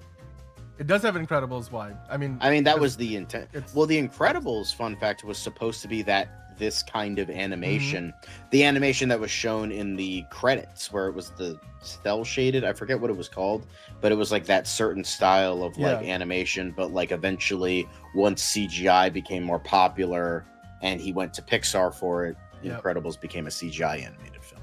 So Yeah, that's a great story. I don't think a lot of people know that. This is not fan art. This is the official Screen X poster. Yeah, absolutely. Yeah, the promos for Fantastic Four haven't been as good as Superman. I don't think. I mean, they've been not been bad, but they haven't been as impressive as what Superman has done. But like, considering that I'm Yeah. watching Superman and Fantastic Four, I'm gonna go with that one because I don't give a flying F about Jurassic World. Sorry. yeah, I would say Superman and Fantastic. If I had to skip one of the three, I would probably skip Jurassic World myself to answer your question, Hosea. But yeah, there you go. That's all the quickest we got today, John. So we can probably. You can get Actually, rid of no, that damn music. Hold on, there's one more thing. Sorry, one more thing. Okay. They put out a new featurette with Michael Giacchino, the composer of the movie, and you get a better sense of like where and how they put the score and soundtrack together for the movie. And again, that's probably the best part of this movie so far that I can think of, which is just the soundtrack and the fact they've got Michael Giacchino to do it. And they were at Abbey Road Studios, where I'm pretty sure that's where they do the 007 music as well. The music is great. Like I watched this and then I like put up the Fantastic Four soundtrack video on my TV with the home theater sound system just to listen to how good this is. I would say the theme and potentially the score for Fantastic Four might be superior to that of Superman. But that might be the only thing. Like in every other aspect so far, at least, I think Superman is winning the fight. Not that there has to be a fight. You can go watch and enjoy both of them. So, yeah. But hey, that's now officially all the quickest that we have got, John. So you can definitely turn the music off. But guys, let us know which of those quickets were your favorite. Did you enjoy all the Fantastic Four stuff that we got into? The Spaceball news? Are you looking forward to the new Spaceball movie? Would love to hear from you, of course. And yeah, I mean, I don't know if you're a fan of Andy Cohen's live show, but he's got another 2 seasons. Star Trek Strange New Worlds. It's going to be around for another season, well, 3 seasons, but a shortened season 5 will be its last. Let us know which of those stories impressed you the most. Are you excited about any of those projects? Hit that like button, hit that subscribe button if you're new, and hit the notification bell. And get in the comments down below because we will bring those comments back in for the Q&A session later in the week on Fridays like we do, which is, well, depending on when you're watching, today or tomorrow. So with that in mind, we now have to move on to what has become the main event, as it always is, the main event of the show. That is, of course, DCU Daily. But today, guys, we are doing things a little bit differently because we are doing a bit of a soft rollout, as they call it. And we're bringing in some new graphics. So let's do it, shall we? Welcome on into another episode of DCU Daily. We've got a new look today. It looks great. It looks snazzy. I love it. I mean, because I worked on it. But, we've got a lot to talk about today, from Superman, Mr. Miracle. We even have some stuff from the Penguin. Are we going to get a season 2 of the Penguin? So we'll talk about that and so much more. But to do that, as always, with me, I've got John. John, which of those stories are you most excited about today? Way to go, patting yourself on the back, buddy. Thank you. But Always, gotta take credit. That's I'm actually I even got some new music. People are going to be surprised with this. I'm the story I'm the most excited for is actually Mr. Miracle, and not for the reason you think. So stay tuned for that. Nice. All right. Well, let's dive into it, shall we? The very first thing that we got to talk about. I didn't realize Superman would be butting Also, into my by the head way, as much as it is. But, boom, I cleaned it out. Boom, I have my. Nice. It still has a little bit of Nice. like sprinkle up here that I couldn't get off, but Well, Nico it's just for the joined most in. part it's clean. It's clean. You know. Hello, Nico. Jalen saying, let's go DC. It is indeed DC time. George saying, I'll be watching all the movies this summer. In the UK, they have an ultimate unlimited card for Cineworld. Yeah, we have like AMC A-List, and Cinemark has a membership. You can get like up to 4 movies a week. But that's great, man. There's no limits. Wow, £22. That's a good deal. That's probably just the cost of one ticket alone, depending on where you are in the UK. I found out that the day was built. Oh, really? Antonio, you didn't know that Bill Pullman and Lewis Pullman were related? They kind of look alike. They look anywho. almost exactly alike. The fuck is Exactly. I don't know, Antonio. Anyway, we're gonna shut off the music and let's get into the news, shall we? The very first thing we gotta get into today is Warner Brothers congratulating 2 of their shows for being nominated in the Critics' Choice Super Awards, which I guess is when you go from the regular season of I just realized John's face is completely blocked. We'll figure that out later, John. But I'll put myself down there. It's fine. I'm used to it. Fine. I'm like Mike Wazowski. It's fine. It's okay. It's okay. But what was I saying? Oh yeah. The Critics' Choice Super Superman, Awards. That's like the second season of Power Rangers when they go into Super Saiyan mode. Like that feels like what this is, because I don't really know other than that what this might be. Because the categories are all pretty similar. So what do you think about this, John? Like the whole. Congrats to both. Both deserve it. Hashtag Vic deserved it. Yep. Vic did kind of deserve it. So there you go. Ooh, wait. Am I making changes while we're live? Look at that. Boom. There we go. They're doing good things right now. Sure. But the Superman and Lois, John, that's also got some award consideration. Limited series or made for TV movie, best superhero series, which I guess they're competing in those categories together. So the Penguin and obviously the Penguin is the better show. But the Penguin also getting nominees for Colin Farrell in a couple of different categories and Kristen Milioti. So that's good. That's good. Enterprising is that congrats. Ozzy Cobby. These are just nominees though. I wonder if these will end up, winning or not. The Penguin most likely will win. That I will probably be like, yeah, that's most likely to win there. The Penguin is my favorite DC show of all time.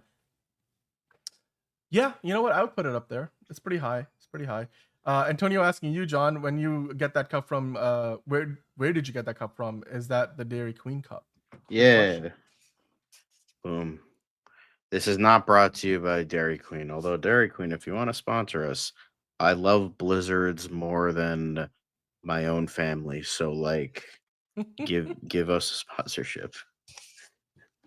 Absolutely. Please do. We appreciate it. We would really appreciate it. I don't know if you guys can tell. Am I doing this while we're live? Can you guys see these updates? I'm moving things around right now, or no? But do you see yourself on the left side of the screen, John, or the right side of the screen?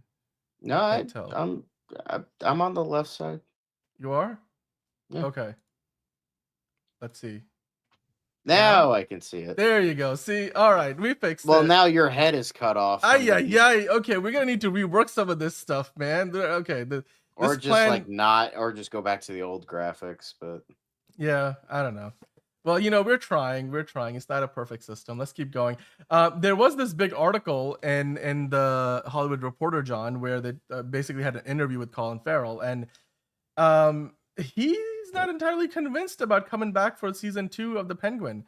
What are your thoughts on this? I mean, he said the ruthless ending of The Penguin makes a potential season 2 more difficult. I wonder what he's referring to there, John. I wonder what he's referring to.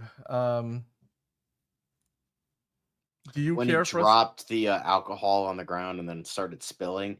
That was pretty ruthless. Yeah, you think wasted so? Good alcohol. Great. I'm sure. Okay, that's great. Good to know that that's what you think is happening here. Yeah, Batman better whoop the Penguin's butt, because justice for Wick is exactly what I'm looking for. But John, a couple of other quotes from this article. You had the Colin Farrell saying that he's just nowhere near close enough to preparing to reprise his role in the Matt Reeves sequel. But I guess he doesn't need to worry about it because we have no idea where that movie even is right now. He did again, admit that it would be kind of difficult for him to come back. He also said that with the amount of time it takes for him to do the makeup, like he's not I don't know, like he's gonna probably have to think about it twice before signing up for a show where he's gonna be in the makeup chair for four hours of the day, which is kind of crazy. I mean, people have done it for longer, but for a TV show that feels like a long time to like sit in the makeup chair, which would yeah. So I understand where he's coming from there. But yeah, John, are you surprised by any of what Colin Farrell is saying here? Like the Batman 2, he has no idea when they're gonna do something with that. He's not, even convinced that he would be back for season 2 of the Penguin. I can understand it. Yeah, I can see like, with the makeup and all that stuff and like with what happened with the characters and all that. I can see that. But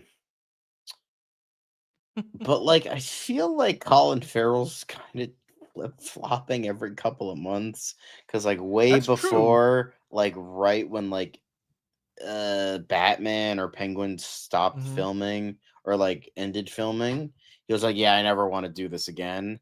And then he's like, "Oh, I'll Then he come won back a for few a show. awards. Then he I'll was come like, "Yeah, back I'm for good." Yeah. a sequel."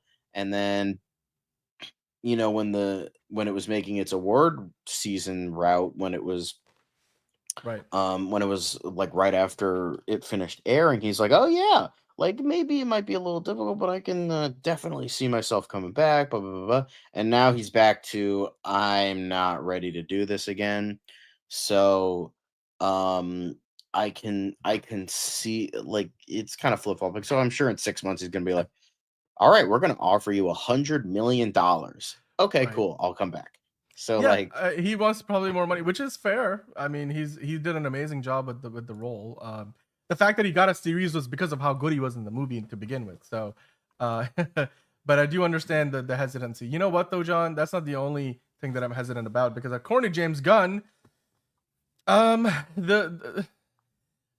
he still hasn't seen the script for the Batman Part 2. Although he was kind of positive about the whole situation, saying what Matt's doing is still really important, despite all the stories to the contrary. We are supposed to see that script shortly, and I can't wait. didn't he say that back in like April? This is the new quote. This is a new quote, but it's pretty much the same thing. He's saying the same thing that he has said before. Like somebody like Spidey Copperboy said, like he's not even a young Batman. Robert Pattinson said himself, he just turned 40. He's not a young Batman anymore. Like he's 40. Like I know people were, oh, ageism, but like he's supposed to be a young up and coming Batman. And Robert Pattinson, he could still probably showcase that. He has a pretty young face, but like at the same time, like he's 40. He's gonna be like, the arthritis, my back, like. Yeah. Okay, not that old. I mean, he kind of facetiously had said a few times, I'm meant to be playing a young Batman, and here I am, a 40-year-old myself. So I get yeah. that. So it's just like weird and awkward now. So I would say, honestly, just fucking cancel it. Like at this point, just bring it around back and shoot it like Old Yeller. Like it's just sad at this point. Yeah, would it have been great to see, but it's just like either get rid of Matt Reeves or fucking cancel the thing. It's just pathetic at this. It's pathetic because it's like, really, it took you this long to make a sequel? Like, I understand writing is like it. I'm not gonna. I've made jokes in the past, but like at the end of the day, writing it can be hard, especially when you have major writer's block. I was in the middle of writing a script. I got major writer's block, and I just had no like I had no push to write, and you just kind of stop. But like at the same time, you're getting paid a shit ton of money. Yeah. You're writing a Batman movie to a sequel to a beloved Batman movie. So like, do your fucking job, man. Like if I was getting paid millions to make I'll turn that shit in 2 weeks. Like, are you kidding me? I don't know. Like, yeah, it might be garbage, but it's a rough draft. So like, here you go.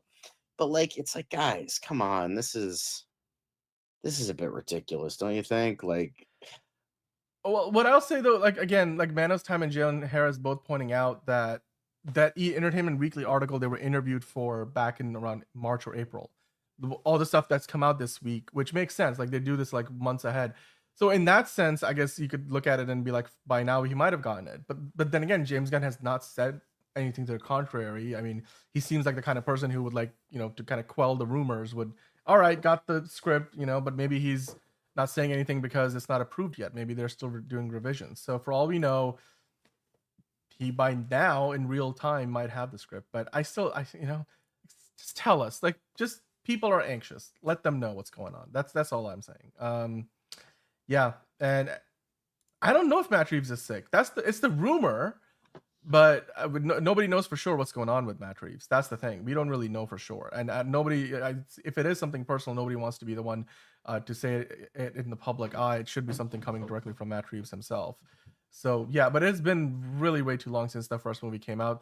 Now, the last I remember, the sequel is meant to come out in 2027, right, John? That's kind of where we're looking at. So yeah, that would be 5 years, like 5.5 years since the original movie came out. So yeah, maybe find a new director at this point. I mean, but then again, it doesn't matter because Matt Reeves is still writing the script. Like it's kind of get like a new Andy writer Muschietti sitting around. Have him direct it, but get a new writer. Yeah, get a new writer. Because Matt Reeves' co-writer from the first movie is writing like 2 other movies now. So I'm like, he's not even working on it. So anyway, it's all a bit confusing. We'll just have to wait and see how it all plays out. But yeah, let's keep the ball rolling here, shall we? So no, I kind of agree a little bit. Okay. Well, John, the next story that we have to get into is Mr. Miracle, because of course, the big news today from DC in terms of what was new out there was Mr. Miracle. What we are seeing now is a new animated show that's being greenlit for the DCU, or actually, I'm not really sure. You know what? Let me not skip ahead. John, we don't know if this show is part of the DCU continuity or like the other animated shows that they've announced. It's kind of its own thing. But ultimately, Warner Brothers and DC Studios have made, not made, but given a green light to a new Mr. Miracle animated TV series with one of your favorite comic book writers, Tom King, as the showrunner. Your thoughts on this, John? And again, we'll address the fact, is this part of the DCU or not? But let's just start by your reaction to the whole situation. So a lot of people are expecting me to go into rant mode because it's Tom King. However, considering this is the best thing he has written for DC, which is the bar is in hell. Like it's a low bar, but like I actually don't mind this, considering that I found his Mr. Miracle miniseries to be like okay at best, but like maybe he can improve upon it for an animated series. Maybe we can get something a little bit better, but like it's okay. So I will accept this faster than and I'll accept it more than whatever the hell he's doing with Lanterns. But considering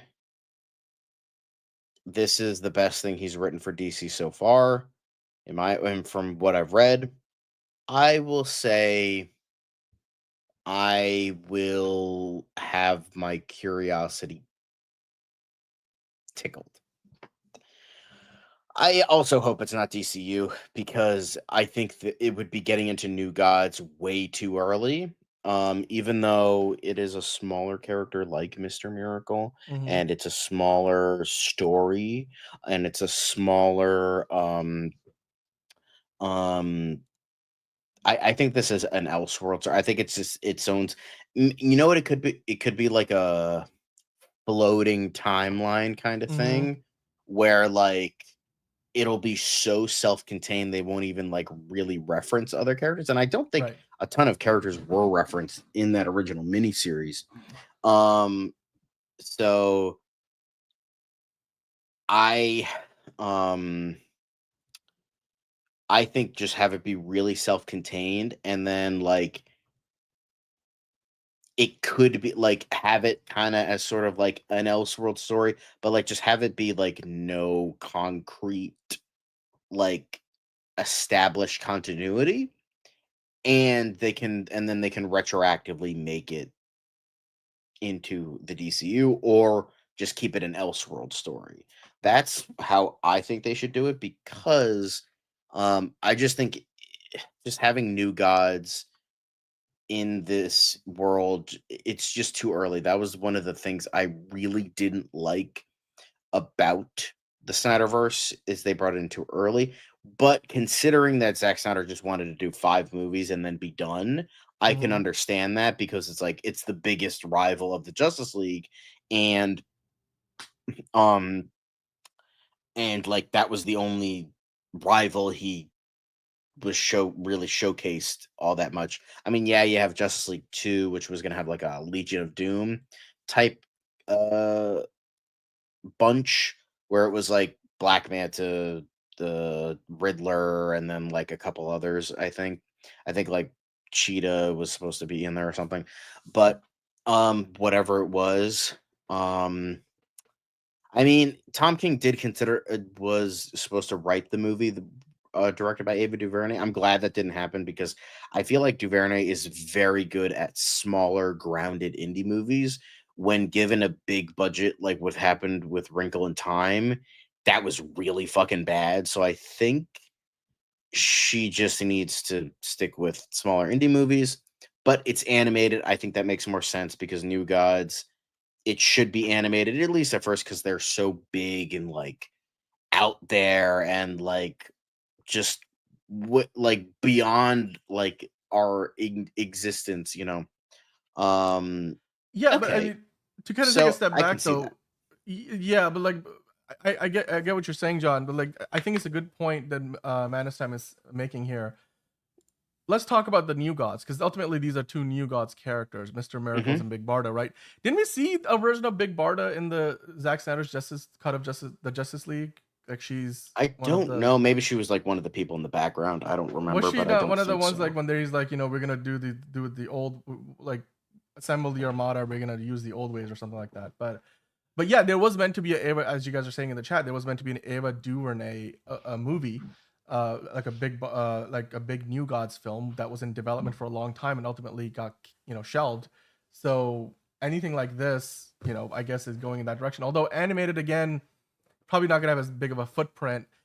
Yeah, she was in that last sequence. She was like on. So you have Desaad on the left side and then Big Bard on the right side. She never says anything, and it looked like it was an entirely animated character. No, But yeah, no, that's yeah. what it was. Granny Goodness. It wasn't Big Oh, Barda. was that Granny Good? Okay, so never mind. Then there you go. So we never got Yeah, I didn't think Big Bart. She's too big of a okay, character to just be in the background. gotcha. No pun Well, there you intended. go. I But confused my 2 characters. But um, yeah, yeah. So essentially, who Mr. Miracle is he is what happened was, uh in order to have like a deal, damn good deal. Uh, it was Scott Free was the son of Highfather, and then I think Orion was the son of Darkseid. And they had a deal so that they wouldn't like mess with, so New Genesis, so yeah. Apocalypse wouldn't fuck with New Genesis and vice versa. They swapped sons, so Scott Free was adopted by Darkseid and Orion was adopted by Highfather, and chaos ensued because Scott Free essentially lived a life of misery and cruelness because he lived on Apocalypse, while Orion lived a life of like not that. So eventually, um, Scott Free, Mr. Miracle, he eventually learned to escape very well. He became the greatest escape artist of the fourth world because he wanted to escape Apocalypse. And he eventually did at the start of his series, initial series by Jack Kirby way back when. He eventually Thank you, Azar. escaped, and then he became an escape artist on Earth. He adopted the name. He adopted the name Mr. Miracle from Thaddeus Brown, I think his name. He was the first Mr. Miracle, and so he adopted Mr. Miracle, and then he became an escape artist on Earth. And then I don't know if he fled with Big Barda or Big Barda eventually came to Earth after him, and then they fall in love, become a couple, that kind of thing. Um, so in what the Tom King series is about is essentially, from what I remember, it's been a long time. It's been like 3 years. I think it came out like 3-4 years ago, so it's been a while. But Scott Free and Big Barda are married on Earth, and I think Darkseid eventually finds them, and Big Barda has a child with Scott Free, and like Darkseid wants Scott Free's kid to like be his heir to the throne and use his power and all that stuff. So it's like kind of this like more character driven, very slow moving kind of grounded story, but with the surrealness of like Fourth World and Darkseid. So I think for the most part the story is well executed. I think tonally it's a bit all over the place. I don't think it ran a little bit too long. I think it ran 12 issues. It probably should have ran like maybe like 6 to 10 depending, but I think it just ran a little bit too long. It it was tonally inconsistent to me, and it was still okay. Like I still like enjoy the art was fantastic. So that I will always say, like, no matter what, even if the story sucks, boom, art always great. So I think yeah, so that's like kind of a quick rundown of New Gods, well, specifically Mr. Miracle. But yeah. But I am curious about the show. I know I hate Tom King with a burning passion, but this thing I'm a little bit more intrigued with because of the obvious, like it's the best thing he's done for DC. So Right. It was a beautiful book. I don't know who did the art for it, but they did a really good job. Yeah. One of the things that we don't know yet is where the show is going to end up. We don't know if it's going to be on streaming. We don't know if it's going to be on Adult Swim, Cartoon Network, or wherever it might be. They just announced they're doing the show. I don't even know if you've got a proper episode count, to be honest. Let me see if I can go find one of the articles. It was based on a 12-issue comic book series, but we don't know how many episodes we're going to have. Obviously, it would be kind of nice if they just did 12 episodes and then, one issue per episode. And I was just going to say, though, John, Scott Free Productions, isn't that Ridley Scott's production company? Yes, that came after Scott Free. So, but also the idea of like they got off scot-free was a phrase before the character. That's so true. Yeah. There's that. Yeah. Jalen saying, why would you guys choose to voice Darkseid? Who would you guys choose to voice Darkseid? Who did they Michael have? Ironside. Stick with Michael Ironside. Boom. I'm okay with Ray Porter, who did it in the Snyder Cut. Well, I mean, he didn't really voice. I don't think he voiced him. I think he just did the motion capture work. Oh, did he not? I thought he did the. Okay. I thought he only did motion. I could be wrong on that. I don't know. Okay. I thought he only did motion capture. Well, we'll see. But hey, yeah, you know what? That's the new Mr. Miracle series, which is in the works now, officially greenlit. This kind of came out of nowhere though, but again, they've probably been working on it for a while, so hopefully we'll know more in the not too distant future. But until then, guys, let us know in the comments down below who would you like to see. I mean, yeah, Manos Time suggesting maybe Christopher Judge could, Teal'c. That could be good. Teal'c would be fantastic. I love Christopher Judge. Hell yeah. Nico suggesting it might come in after season 2 of Creature Commandos and maybe on Max. Kevin Hart, they're now we're really getting into the weeds of it. All right, well, guys, let us know in the comments down below what you think about this. Are you looking forward to the Mr. Miracle show? And well, we'd love to hear from you. But in the meantime, we're gonna move back into talking about some Superman news, shall we? So let's continue the conversation here, John. The next thing we've got is Superman's pre-sales. Of course, we know that they broke a record for Fandango, but now we know what they've done on not the prime early screenings, but just the pre-sales, because we have the movie now on sale for over a day. Well, by the time we're doing the show, over 2 days. And Superman pre-sales have now topped Guardians of the Galaxy Volume 3 and Captain America Brave New World by 1.5 times as much. And it's on par with the Batman. And these numbers do not even count the early Amazon Prime screening numbers. So that's big, because of course Volume 3 was the last Guardians movie was the the last movie that James Gunn directed before Superman, and of course Captain America is a good comparison because it's the other highest grossing superhero movie of the year. And then the Batman, I keep saying Superman is tracking, in my opinion, very similar to the Batman, the way that movie, the way they had all the hype around it with every trailer that they dropped and all the marketing behind that movie. So I still expect Superman to come in with this box office number somewhere around what the Batman did. Yeah, Christopher Judge would be dope for Mr. Miracle. But John, are you surprised to see this Superman pre-sales topping both the last movie that James Gunn directed as well as the highest grossing superhero movie of the year?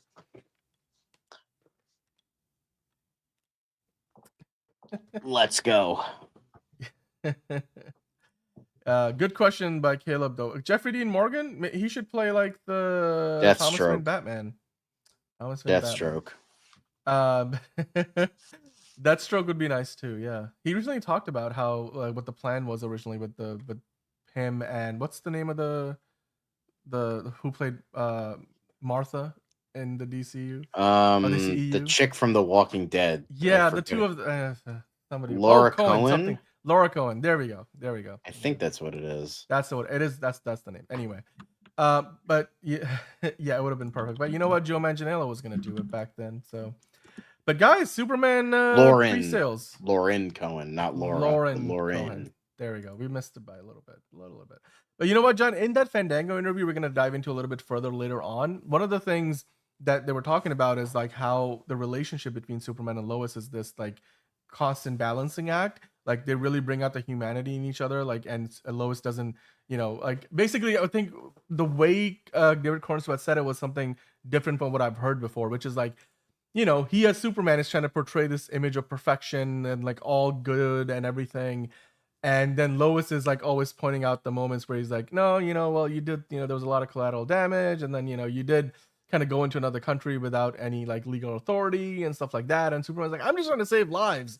I just want to be a good hero. And then Lois is always bringing him down to size. And obviously that, you know, there's the James Gunn kept using the whole, like there's friction. It creates this spice between in their relationship. And I thought that was great because a real relationship would look like that, right? Like, you know, couples argue and hold each other accountable. And I like the dynamic here because that fiction creates fire, and you can see that in the trailer. Like just that whole sequence where they have that conversation in, I think I don't know whose apartment it is, but one of their apartments, and they get into a bit of a fight and a verbal spat. Apparently, also part of this interview, they said that whole scene was one of the first things that they shot, and it's actually James Gunn said it's like 10% of the movie. So I'm like, okay, so it's a 2-hour-long movie. That's 120 minutes. So is that a 12-minute scene? Like 12-minute long scene. They're having a conversation, really poking at each other and like, you know, seeing, you know, what their beliefs are and how they match up. I mean, what are your thoughts on this, Sean? Just again, the idea that these two, you know, characters really complement each other, which is, I guess, I think that's the way it should be. Hell yeah. I don't want no fucking Superman and Wonder Woman. Get that the hell out of here. I want only Superman and Lois. Or they hinted at like the Wonder Woman Batman situation a little bit in the Justice League movie, right? Like Gal Gadot and Ben Affleck's characters. That was anyway. Okay. But you know, I mean, they did imply it in the Justice League animated show. Like they did. Wonder Woman was still like, you know. And there was a heavy flirtation thing going on. She's standing right behind me, isn't she? Like that happened like 5 times. I will say, like here how it is for me personally. Superman belongs with Lois. Wonder Woman belongs with Steve Trevor. Batman, I would say, belongs with Catwoman. That's like the one decent thing that Tom King did. And then he fucked it up because he's an asshole. But like, I feel like Batman belongs with Catwoman. That makes the most. And also, Chip Zdarsky fucked it up too. I mean, Chip Zdarsky, great writer. Do not get me wrong. But that Gotham War shit was bullcrap. Like, don't. No. None of that. But outside of that, those are what I think the Trinity couples should be. No, that's for like Tony. That's for like the porn parodies, but like that's a different. Sorry, I didn't read that comment before I put it on. No, we're not doing that, Tony. What? Yeah, Superman and Wonder Woman. I don't know. In like, the movies, we don't need to see that. Like in Kingdom Come. Yeah, like it's very like that was after Lois died, and that was like, you know. it like Superman was more at peace with his like godlyhood Right. and that kind of thing, and they were like the only two gods left or godlike beings left. So I can no Talia is too far gone. Talia is way too like she was like kind of like more, I don't want to say anti-hero, but she was more like on the line between like good and evil where like they could have made it work. And then like Grant Morrison fucked it up by having her R Batman. So like, yeah, that's kind of done. Once you are somebody, nope, nope, you can't, that doesn't work. Yeah, well, I exactly. do appreciate Kingdom the Come extra that's what I'm context. saying. Like if we're talking about main continuity, that's just Right. what I think. But you're right, Yeah. Kingdom Come is a what if story. I'm just saying, like, once in a blue moon, it can work. The other time it can't work is Injustice, but fuck Injustice. So there's that too. I will say though, what Man of Time is saying here, it gives us a lot more context. Like that whole scene, that whole interview sequence, is the same night when they're, I guess, Superman or Clark is meant to do or cook an anniversary meal that he fails at miserably, which leads to a little bit of that cuteness, as Man of Time put it, and then eventually the interview, the wholesomeness. There you go. What if Ultraman is Hiel or Hell? How do you pronounce? I don't know how you pronounce that. I'm not familiar with that character, Hunter Iggy. Ultraman. Yeah, is that Hell a Kryptonian? Hell? He's a Kryptonian character. Yeah. Okay. I'm kind of familiar with him. He's a mysterious Kryptonian. Okay. So I well, you know what though? I think he's kind of like what General Zod was in Man of Steel. Like he's preserving. It would match the whole long hair, and he's like a mysterious character, So yeah, he's a newer character. He's got the look would match the mysterious figure shooting laser beams into Superman. So yeah, we're talking about it, Hunter. We're literally talking about it right now. My Dream in Orbit saying Gunn said that he wasn't casting Superman and Lois, but Chloe is a duo. Yeah, no, exactly. Even like 2 years ago, we were talking about how when they had the casting process going on, they were pairing up the actors and then testing them and then seeing if that will work. And yeah, we heard from very early. And Nicholas Hoult was still in consideration, and I forget who he was paired off with. But yeah, I mean that's exactly. They have to potentially be the best we have seen on screen.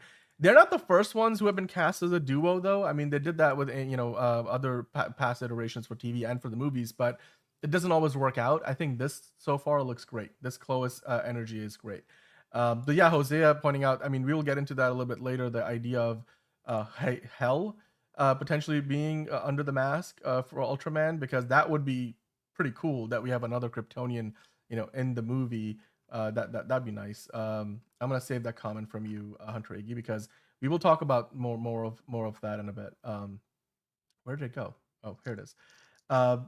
Enterprising saying, I believe Hell is a clone from Krypton. You know what? Could be, very much could be.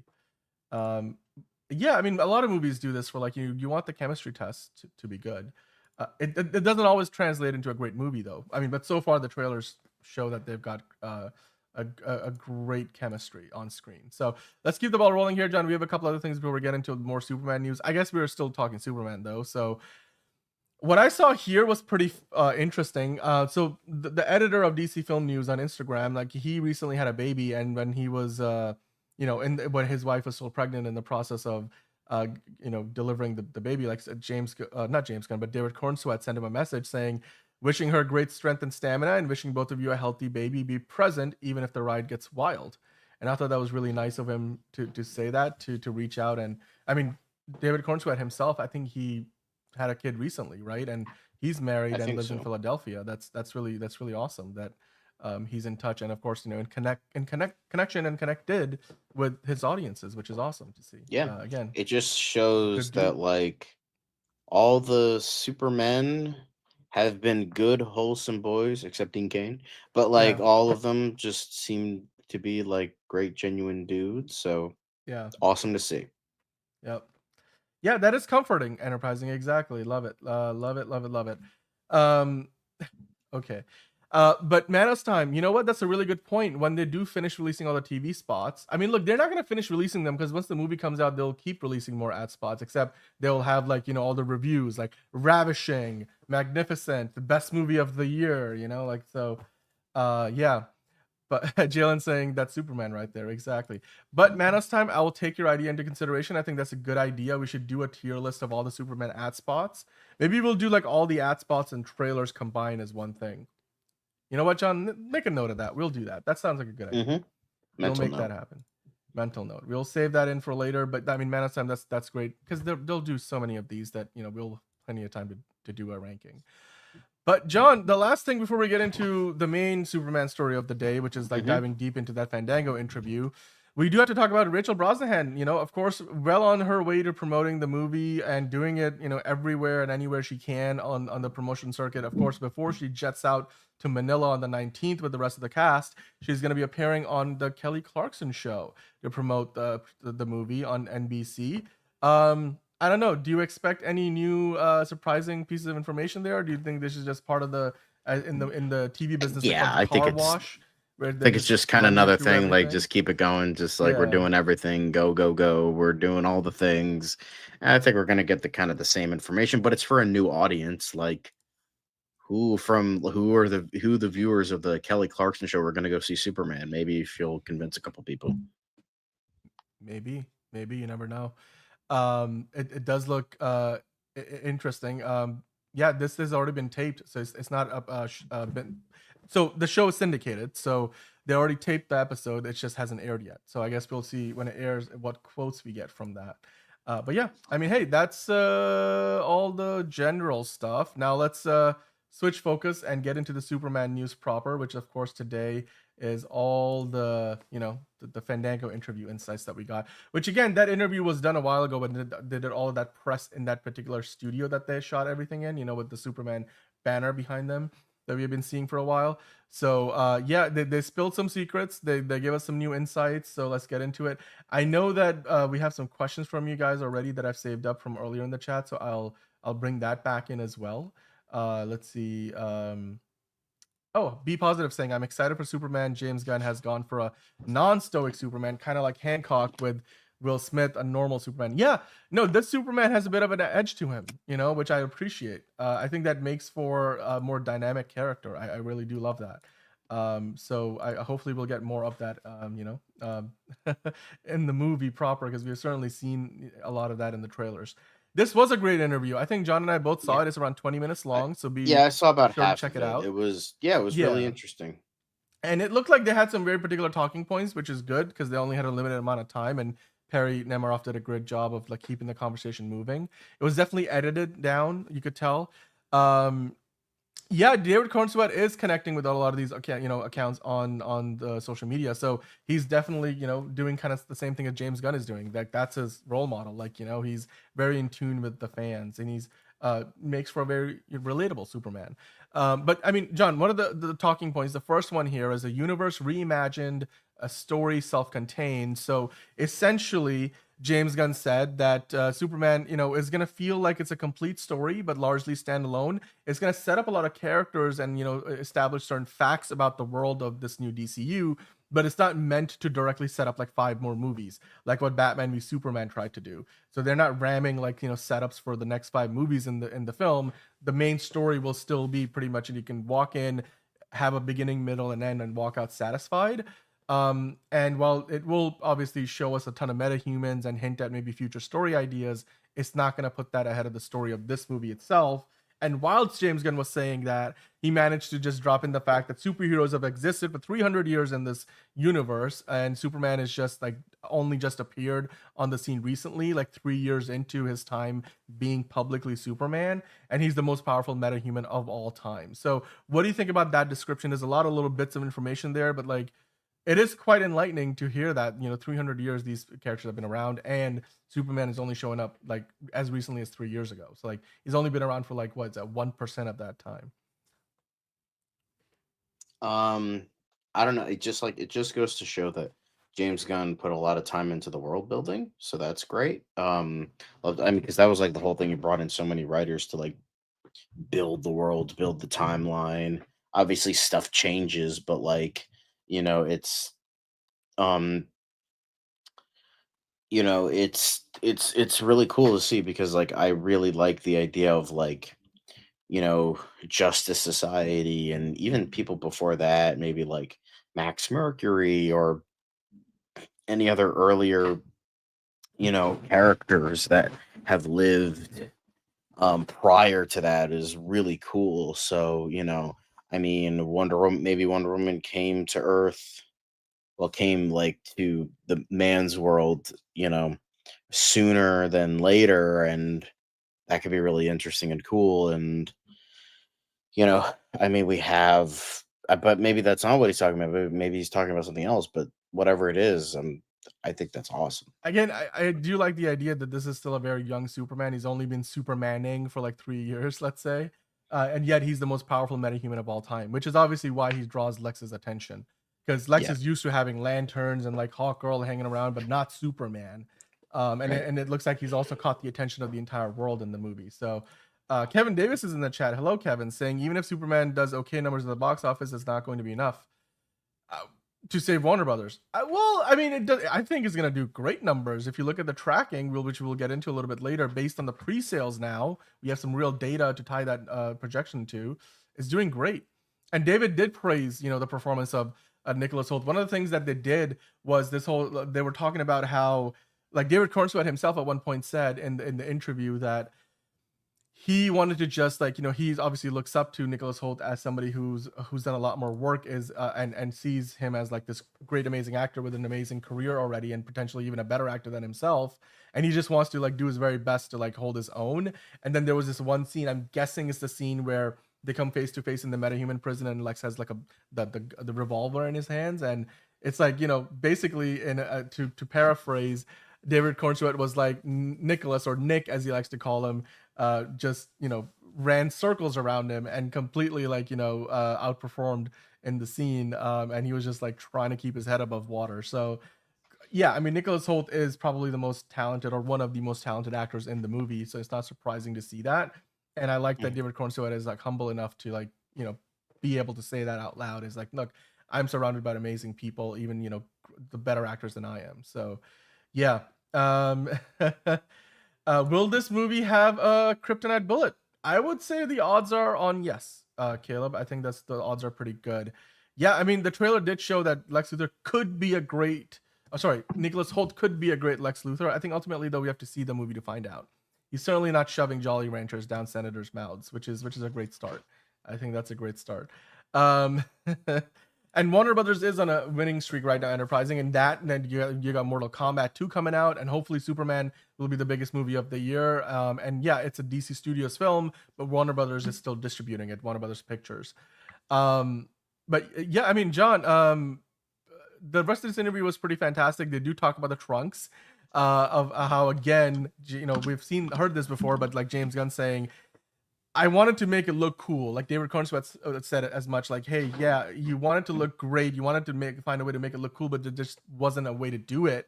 And then, James Gunn talked to Zack Snyder about it. And, Zack Snyder was like, yeah, man, we did the same thing.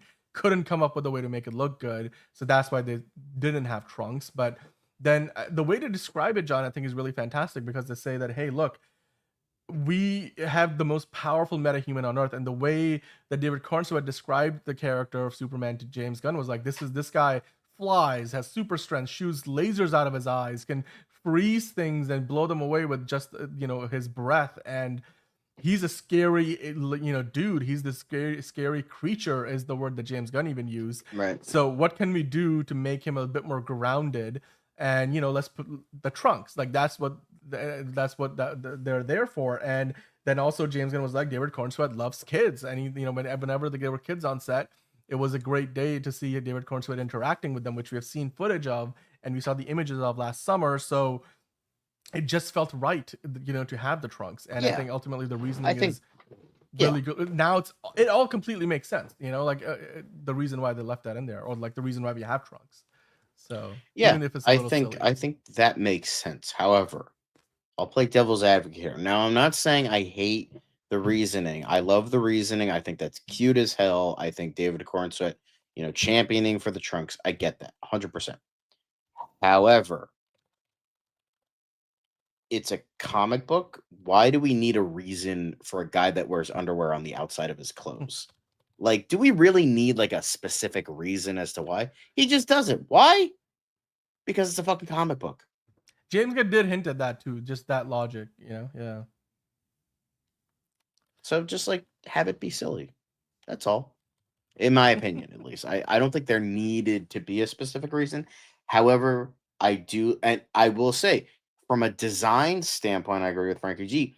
The belt is the like yellow or red belt isn't enough for me personally. I like what like Zack Snyder tried to do with like the belt in like he like in at least the BVS one specifically. It looked like it was like there was like a square in the middle, and then it kind of like had these like ribbed parts like going out.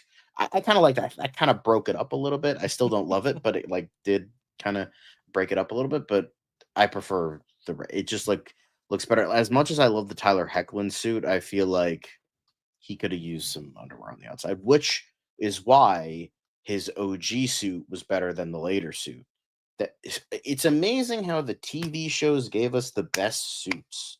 It's amazing. Like Kingdom Come, Brandon Routh, and Fleischer, Tyler Hoechlin suit. Both are phenomenal. Best suits we've ever gotten. I have grown to love the suit in this movie. I just want to see again more in action, although we have seen a lot of it in action already. But yeah, I mean, James Gunn has written what looks like the most comic booky Superman yet, but was hung up on the trunks. No, I mean, but James Gunn likes to also still make things look realistic for a live action cinematic universe, right? Like it's ultimately like it doesn't matter how campy or dark your movie is. There's certain things you can do in animation you can't do in live action, right? And but the trunks are one of those things because they're still human beings, like this is not the 90s. We're making movies that the average audience is going to go see, and there has to be some level of logic behind it too. So I understand that James Gunn was struggling with that.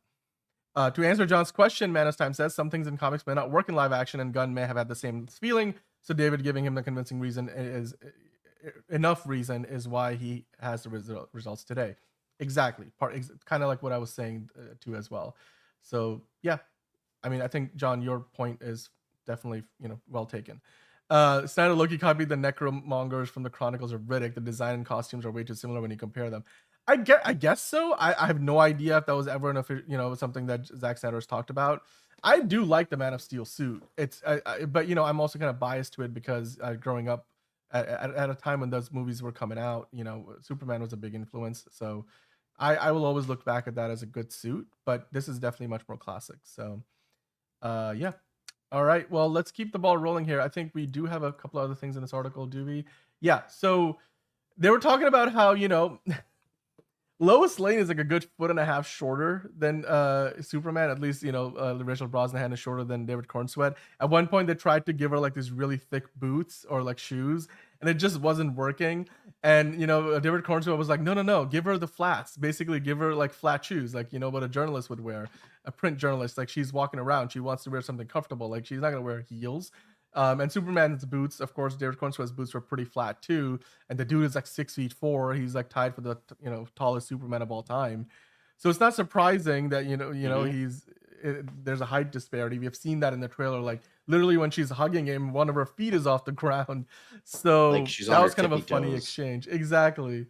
But I guess David Cornsweet liked the contrast, whereas Lois, they tried to match it, but ultimately they went the direction that they did. But yeah, I do like that David Cornsweet said, like, look, Lois is literally his match, like Superman's match, and Clark and Lois go well together. It's she's not unafraid to ask the hard questions, and she's always 10 steps ahead, as and where Superman is just like, I just want to do good. So that creates a little bit of that friction and that fire. Yeah, dude, high heels are incredibly uncomfortable to wear. I've worn them on dares, and yeah, not fun. It doesn't, but it's for the looks. It's for the looks. Hey Chuck, how are you doing, man? Thank you. It is, yeah, we are having a dope stream, and it's even doper now that you are here. Thank you for joining in. But Enterprising was saying it's fine. My Adventures of Superman version of Lois is almost a little person in comparison to Superman. Yeah, I mean it is animated, so they exaggerate some things in the animated shows, but. Lex Luthor's ego, legacy, and a stupid costume, John. There was something interesting here. I don't know if you got this far into the video, but it's like they talked about like Lex Luthor has like some stupid like a costume that he implied that we haven't seen this in the trailer yet. I don't. You guys let me know if you caught that too. But there was something that Lex was talking about, which I got the impression we haven't seen that in the trailer yet. But apparently, people would really. I love would to see that assume when it's the movie comes the out. mech suit Lex. Like Oh, I we've see. gotten the Okay. mech suit in like other. I mean, it's a famous part of the character after a certain point, so I would assume Yeah. it's that. It's probably that. So All right. Well, cool. Moments of joy on set. Very long scene of Lois and Clark having a conversation, which they shot pretty early in the movie too. And then James Gunn was like, then I had to just hang you off wires for the next 5 months to do all the stunts. So, hey, we got Steven in the live chat today. Hey, hello, Steven. I mean, John, we haven't seen Steven in the live chat in a long time. Steven Ortega is always here. He's still here watching. But Steven Anderson, we love your comments. Thank you for tuning in. You were asking, what if Gunn's next movie is really Justice League International? And from the promo of Peacemaker Season 2, Maxwell Lord seems to be interviewing members. You know what? That's a good point. We never connected the dots there, John. Like, they are trying to get more members on the team. Do you think James Gunn is working on a JLI eventually? Is that what he's working on right now? that's entirely possible. That's I don't know. I mean, but it does seem like, by the way, Enterprising, to answer your question, we are going Silver Age. In fact, it feels like if Superman and Fantastic Four both hit, we might have gone from the golden age of comic book movies to like a bit of a dip to now the Silver Age of comic book movies, a new iteration where movies are even less afraid to be campy and comic booky and really just embrace the wild nature of some of the comics that they're derived off of. So yeah, and then I mean, again, some of the other stuff they were talking about were like the magic of the movies and how people were fawning over, Superman like on set in costume, the same way that people fawn over the character when they're watching the movie in a movie theater. But yeah, I mean, this interview was in depth. You guys can of course read the summary here on let's see, what's the website that we pulled it from. I think this is one of the Superman sites. Where's my mouse? Yeah, this is supermanhomepage.com. You can find it there, but you can also find summaries of it elsewhere.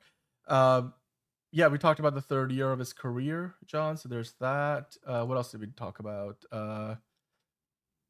So let's talk about this, John. Let's get into it.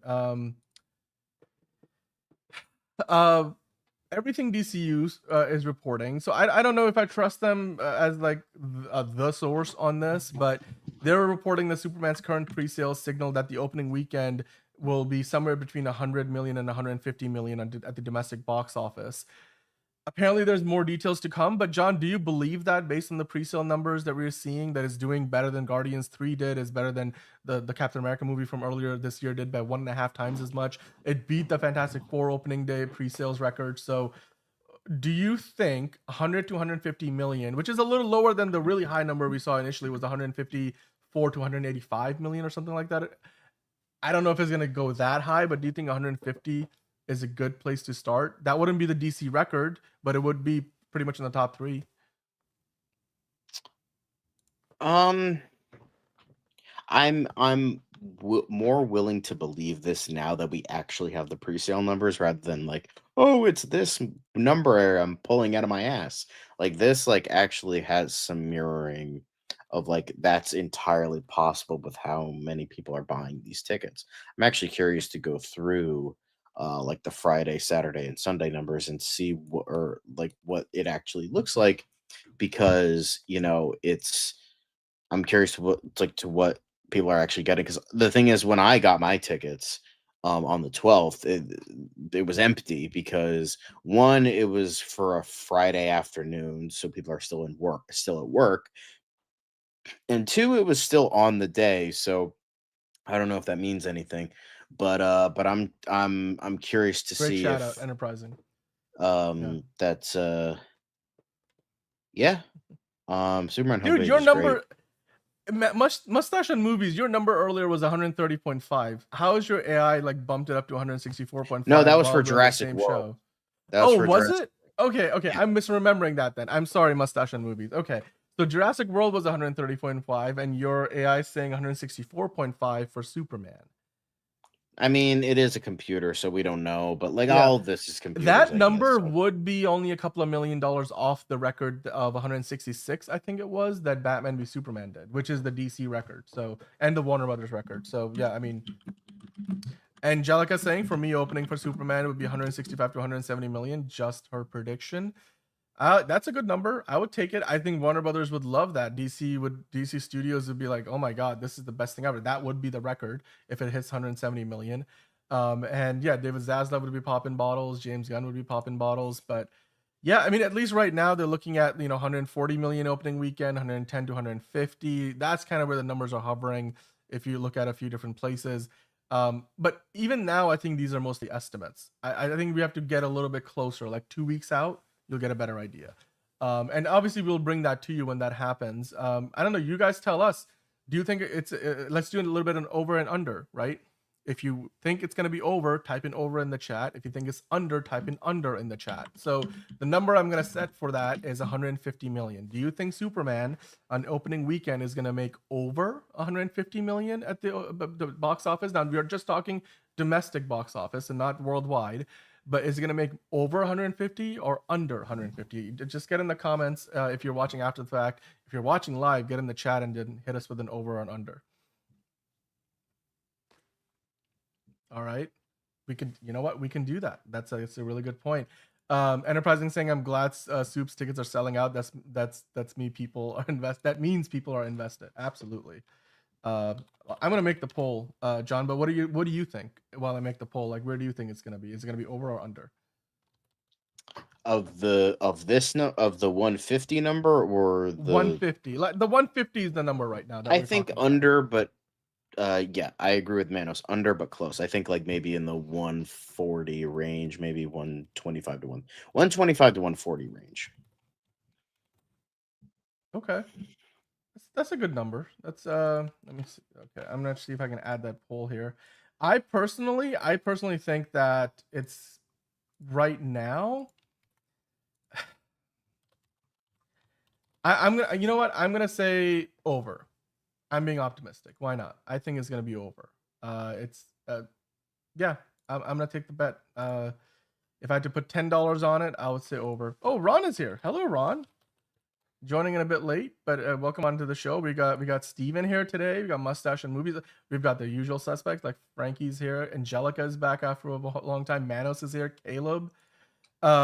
Steven saying, I believe deep down in my bowels that the DCU Batman may be introduced in Peacemaker Season 2 to set up a Justice League International. I believe this could be the case. There were rumors that James Gunn, like we talked about it, like he might want to cast the Batman of this universe, which it would make sense if he's making a cameo in Peacemaker. So, but yeah, Manos saying under but close. By the way, I did put the poll in the chat. So if you guys are watching live, there's a poll which is asking you, will Superman make over or under $150 million at the domestic opening weekend box office? Let us know what you guys think about that. Ron was at a party flirting with girls. Well, Ron, did any of that work? Did you get any numbers or more at this party of yours that you were at? Please do let us know. What was your hit rate with the flirting that you did? Enterprising thing, this is tough because it is coming out a week after the July 4th weekend. I think positive reception will push it over. Okay. Jose was like, do your thing, Ron. Or do your thing. Enterprising thinks it's over. Ron getting knee deep in that puss. Good way to go.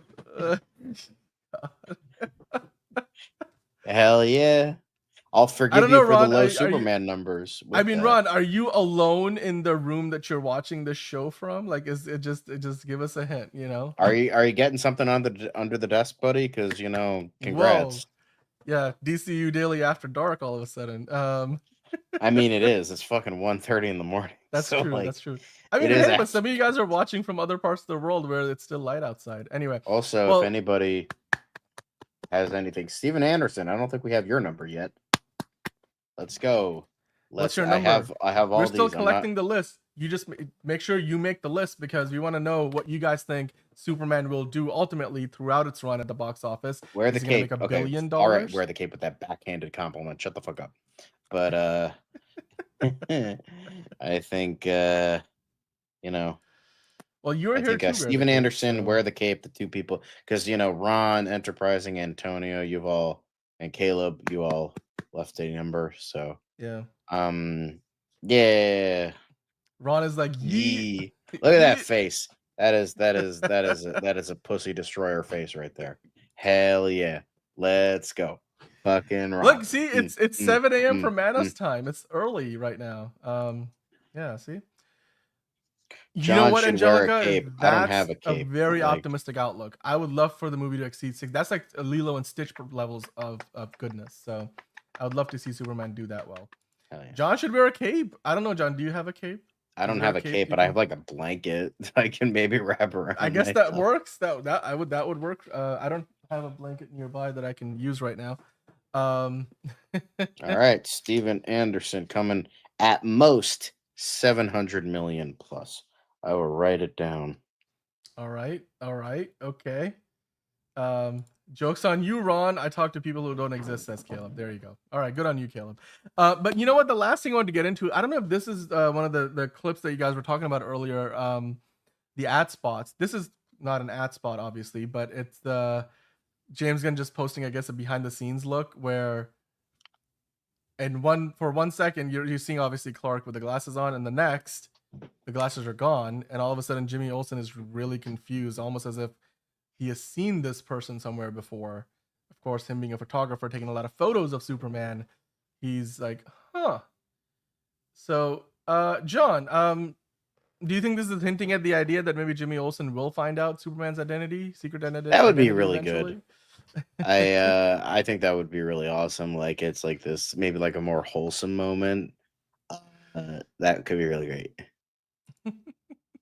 Caleb getting advice rather than in the chat. like my adventures with Superman. Bro, I live with you. I fucking knew the whole time. Yeah. Like, you know what I don't like, want? nice... I don't want that Peter Parker Ned chemistry. I don't. That's not what I'm looking for here. So, oh God, if that's the case, I would walk out of the goddamn theater right then and there.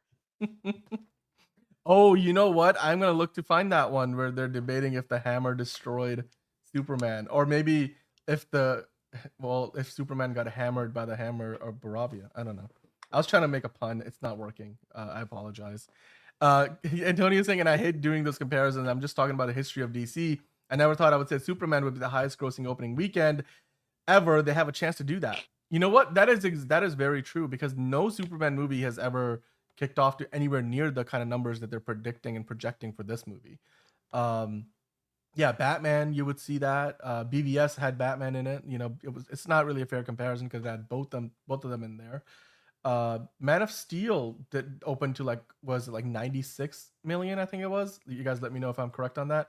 But yeah, Jose's like, Dan, you convinced me. Jimmy can't know. I don't know. I feel like Jimmy might figure it out. Jimmy might figure it out.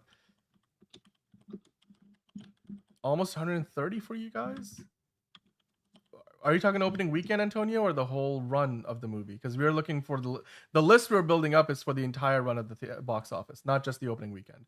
Although 130 would be huge. That would be the biggest by far for Superman. All right, Steven saying 777 million. He's kind of narrowing it down a little bit. So there's an update for you, John. 130 would be a good start to the weekend, though. I'll take it. I'll take that. Yeah. I'll take that deal. Damn good deal. Damn good deal. Yeah. We need that in the new show intro. I feel like I haven't put that in our clip list. We gotta pull that for the. If you guys have any ideas for what you think should be the new, well, because we're doing 2 new intros. We're doing a new DCU Daily intro and the new Also Curious intro. So you guys let us know what movie clips you'd like to see in there. No, it does feel like a real friendship, Enterprising. That's a good point. It doesn't feel like they're just, like he's like a sidekick. Obviously, he can't really be a sidekick because Superman's sidekick is Crypto. We already got that position taken. It's filled up. That job is taken. So, yeah. But let's see. We got Antonio. Okay, 600 million for Antonio. There we go. I'll see y'all know, because I've said that so many times. I'm now with the ticket sales in anticipation. I think is going to be 1 billion. Oh, so 600 million was what you, okay. So John had you down for 600 million, but now you're raising your bet to $1 billion. Wow. Okay. All right. We got $1 billion from Antonio. We got 777 from Steven. Yeah. You know what? If it makes over 800 million, then it will be the highest grossing movie of James Gunn's career. Because Guardians 3 is currently the highest grossing one. Okay. Mustache and Movie saying 815 million. All right. Well, let's keep raising it then. I mean, it feels like you guys are raising the bar each and every time you come up with a prediction. Okay, I'm gonna see if I can find that clip, Manos. Let's see. I don't know how I would look for it. Jimmy Olsen and Superman, Hammer of Baravia. Let's see where that clip exists. Feel free to send it over if you guys have it somewhere. Like I was trying to see where they uploaded it. Is it on the? Do you think that's like on James Gunn's account? Like, because that's where this clip is. You guys let me know. We'll bring it in. But all right, Nico saying $1 billion. All right, we got you down for $1 billion. Hosea saying 1.2 billion. Wow. All right, you're going real high. Angelica saying, well, 3 weeks, maybe 850, and I hope Superman will be in the top 3. 3 weeks in will be when Fantastic Four comes out. Yeah, I think Superman will be in the top 3. You're probably looking at Superman, Jurassic World, and Fantastic Four in the top 3 at that point. So, yeah, okay, good point. Chuck Cage with his prediction, 700 million. All right, so a little bit on the low end. Well, relative to the other predictions, 700 million. Warner Brothers will be popping bottles. That's more than what Man of Steel did, and that is a very, very respectable number. It's kind of in the same range as what the Batman did. So, yeah. Yeah, Enterprising, maybe we'll get that eventually, and I will try to find that ad spot. It's hard to keep track of this stuff. There's so much going around. I spend a lot of time going through everything. It's hard to get everything. Okay, so screen brief is where that is. Let me find it, see if I can bring it in. So is it part of a bigger ad spot, or is it where they've just kind of got that one clip alone of Jimmy and Clark? Let's see what we got. Okay, Chuck Cage saying Ultraman could be Bizarro. That is the theory right now. Like, he shoots lasers out of his eyes, so you would imagine that's what that is. Antonio saying 800 is 800 is great, and 700 is great. Over 600 is great. Exactly. No matter which of those numbers they get to, it would be great. I think they would take any and all of those numbers. So, all right, let me see. I think I found the clip. If only I can load it. There we go. Sorry. Bruh, you still use fucking Bing? Come on. I don't. It's meant to be Google. I don't know. The computer ran an update, and now it's defaulted back to that. I hate it. I'm sorry about that, guys. I did not mean to subject you to Bing. Steven saying, Dan, can you and John do a video on casting Justice League International? I mean, we have been. We did. Did we? When we did? No, like we months haven't. ago. Like, because the thing is, we've been doing fan castings. Okay. Of like different characters. Yeah. So. Manos Time sent it to us on IG. Okay, well, I found it. Okay, Manos, thank you for sending it over. I found it. And I will look at what you sent as well. Okay, so it's part of a bigger ad spot. All right, so John, basically we're talking about a new ad spot with Superman and Jimmy, and they're having a conversation about how the Hammer of Baravia totally kicked Superman's butt, which you can see here. And yeah, I guess not a surprise that Clark is not all that impressed. But there you go. That's pretty hilarious. I listened to a little bit of it before I put it on screen. It's funny. I love it. I love it. Thank you, Kayla, for the friendly reminder of BVS. Yep. Long as we get a Superman sequel, I'll be happy for Superman fans because they have not had that in 38 years. Very true. Very true. I think they might be announcing a Superman sequel at Comic-Con in San Diego if this movie is doing well enough. But John, while you were gone, we got some new predictions from people. So Antonio is raising his 600 to $1 billion. So we've got that. Steven giving us a 777 million. Then Mustache and Movies gave us 815 million. So I don't know if you have Mustache and Movies on the list yet. Nico coming in at 1 billion for how much Superman is going to make at the box office.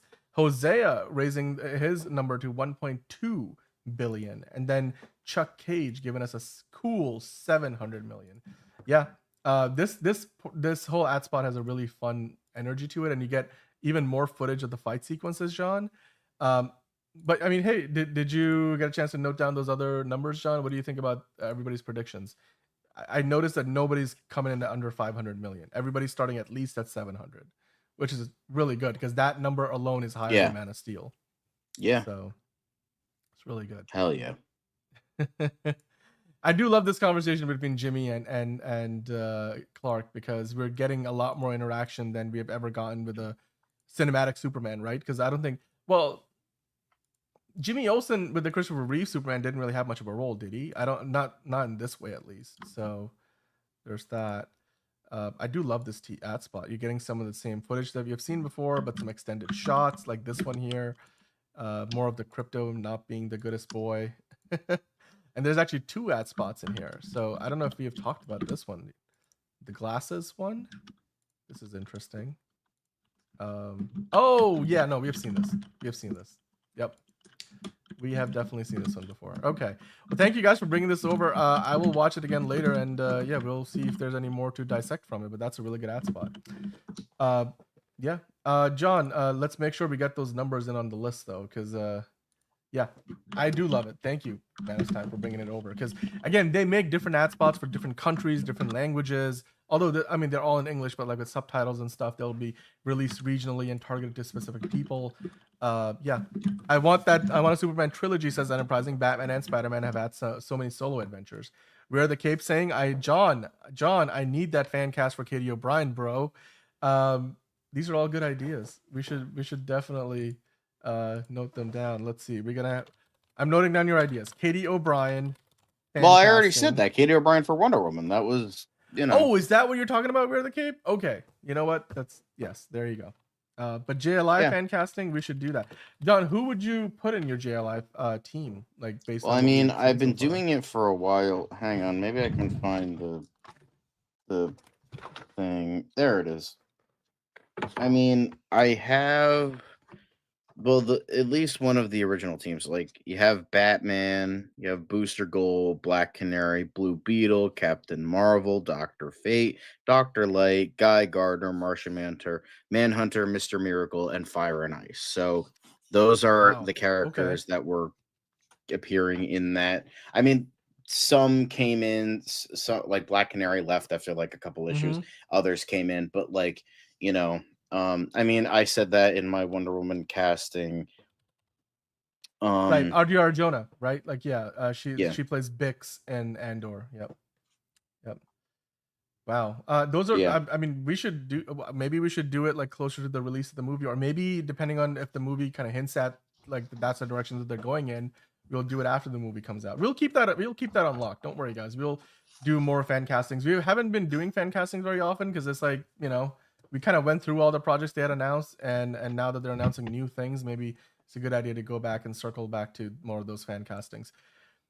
Isa Gonzalez could play a great Selena Kyle. I guess it just depends on, again, what kind of character they're looking for. They just had a Selena Kyle in the Batman, so that there's a question of, do you want to go in the same direction? I know you can have multiple Batman running around at the same time, but do you also want to have like multiples of every other side character? Like, I don't think Batman Brave and the Bold is going to introduce another Penguin straight away, for example. So, but yeah, eventually, I mean, and she could probably play a Huntress as well, or many other characters in the DCU that she could take on. Isa Gonzalez is a good actress. I think RDR Jonah is a better actress by comparison. I don't know, John, if you have a preference. They kind of look alike, so you could definitely mistake them for one or the other. But yeah, I'm glad it's finally time for the Bat family. That's a good point. Yeah, you can send us videos, Caleb. You can DM us on Instagram. We're on Instagram. We're on Threads. You can find us on Facebook, even if you're on Facebook or X. Those are all the social media. Obviously, we're on YouTube. You can leave a comment down below, and we'll go look for what you have asked us to look for. Chuck is saying, for me, Ryan Gosling or Brendan Sklenar for Batman, and Ana de Armas or Isa Gonzalez as Wonder Woman, and Tom Blythe as Wally West Flash. What do you think, John? No, I don't want Tom Blythe to play a fucking good guy. No, he's good at playing bad guys. Get that out of here. I would say Brandon Sklenar for Batman.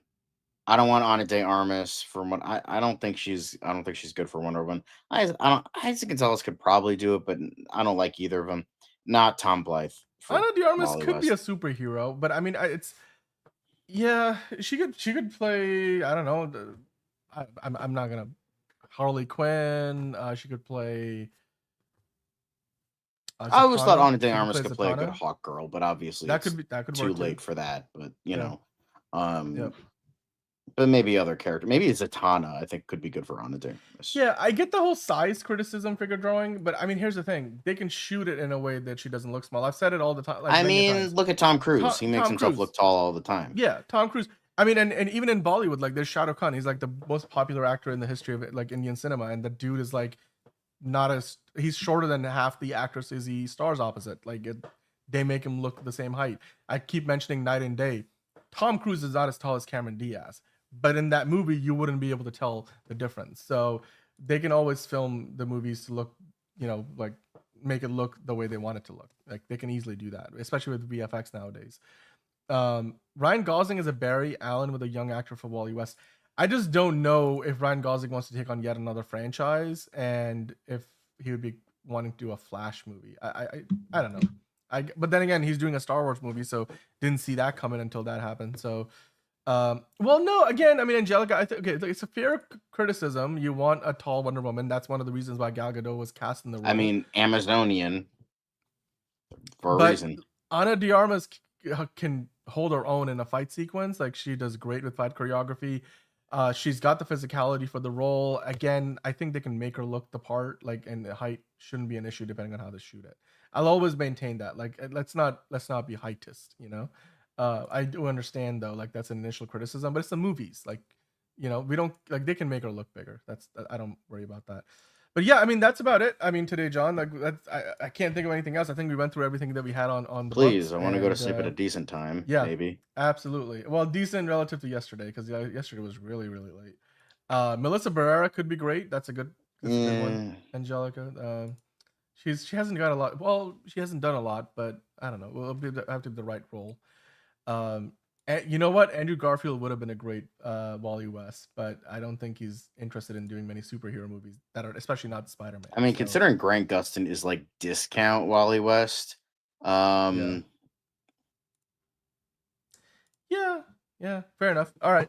Well, guys, that's all we got for you today, and we'll bring more tomorrow. I'm sure Liz will be here, John will be here, I might be here. I'm trying to figure that out still, but I'll let you guys know. Yeah, we'll see you tomorrow. Until then, so many new names each and every day. A lot of you guys are watching, and some of you guys might have been watching before but not commenting. We love that you're in the chat watching us live. Please do hit the like button on your way out. We do really appreciate that. And as always, we are here 5 days a week, as you can tell, talking for at least 2 hours, if not more. So hit subscribe if you enjoy the content. We'd love to grow the community. Hit the notification bell so that way you know when we go live. And John, it's been a pleasure as always. Depending on where you guys are, have a good day, good night, good evening. As Ron likes to say, fight for justice. Always remember to fight for justice. And yeah, we'll we'll see you next time on another episode of DCU Daily. Look up.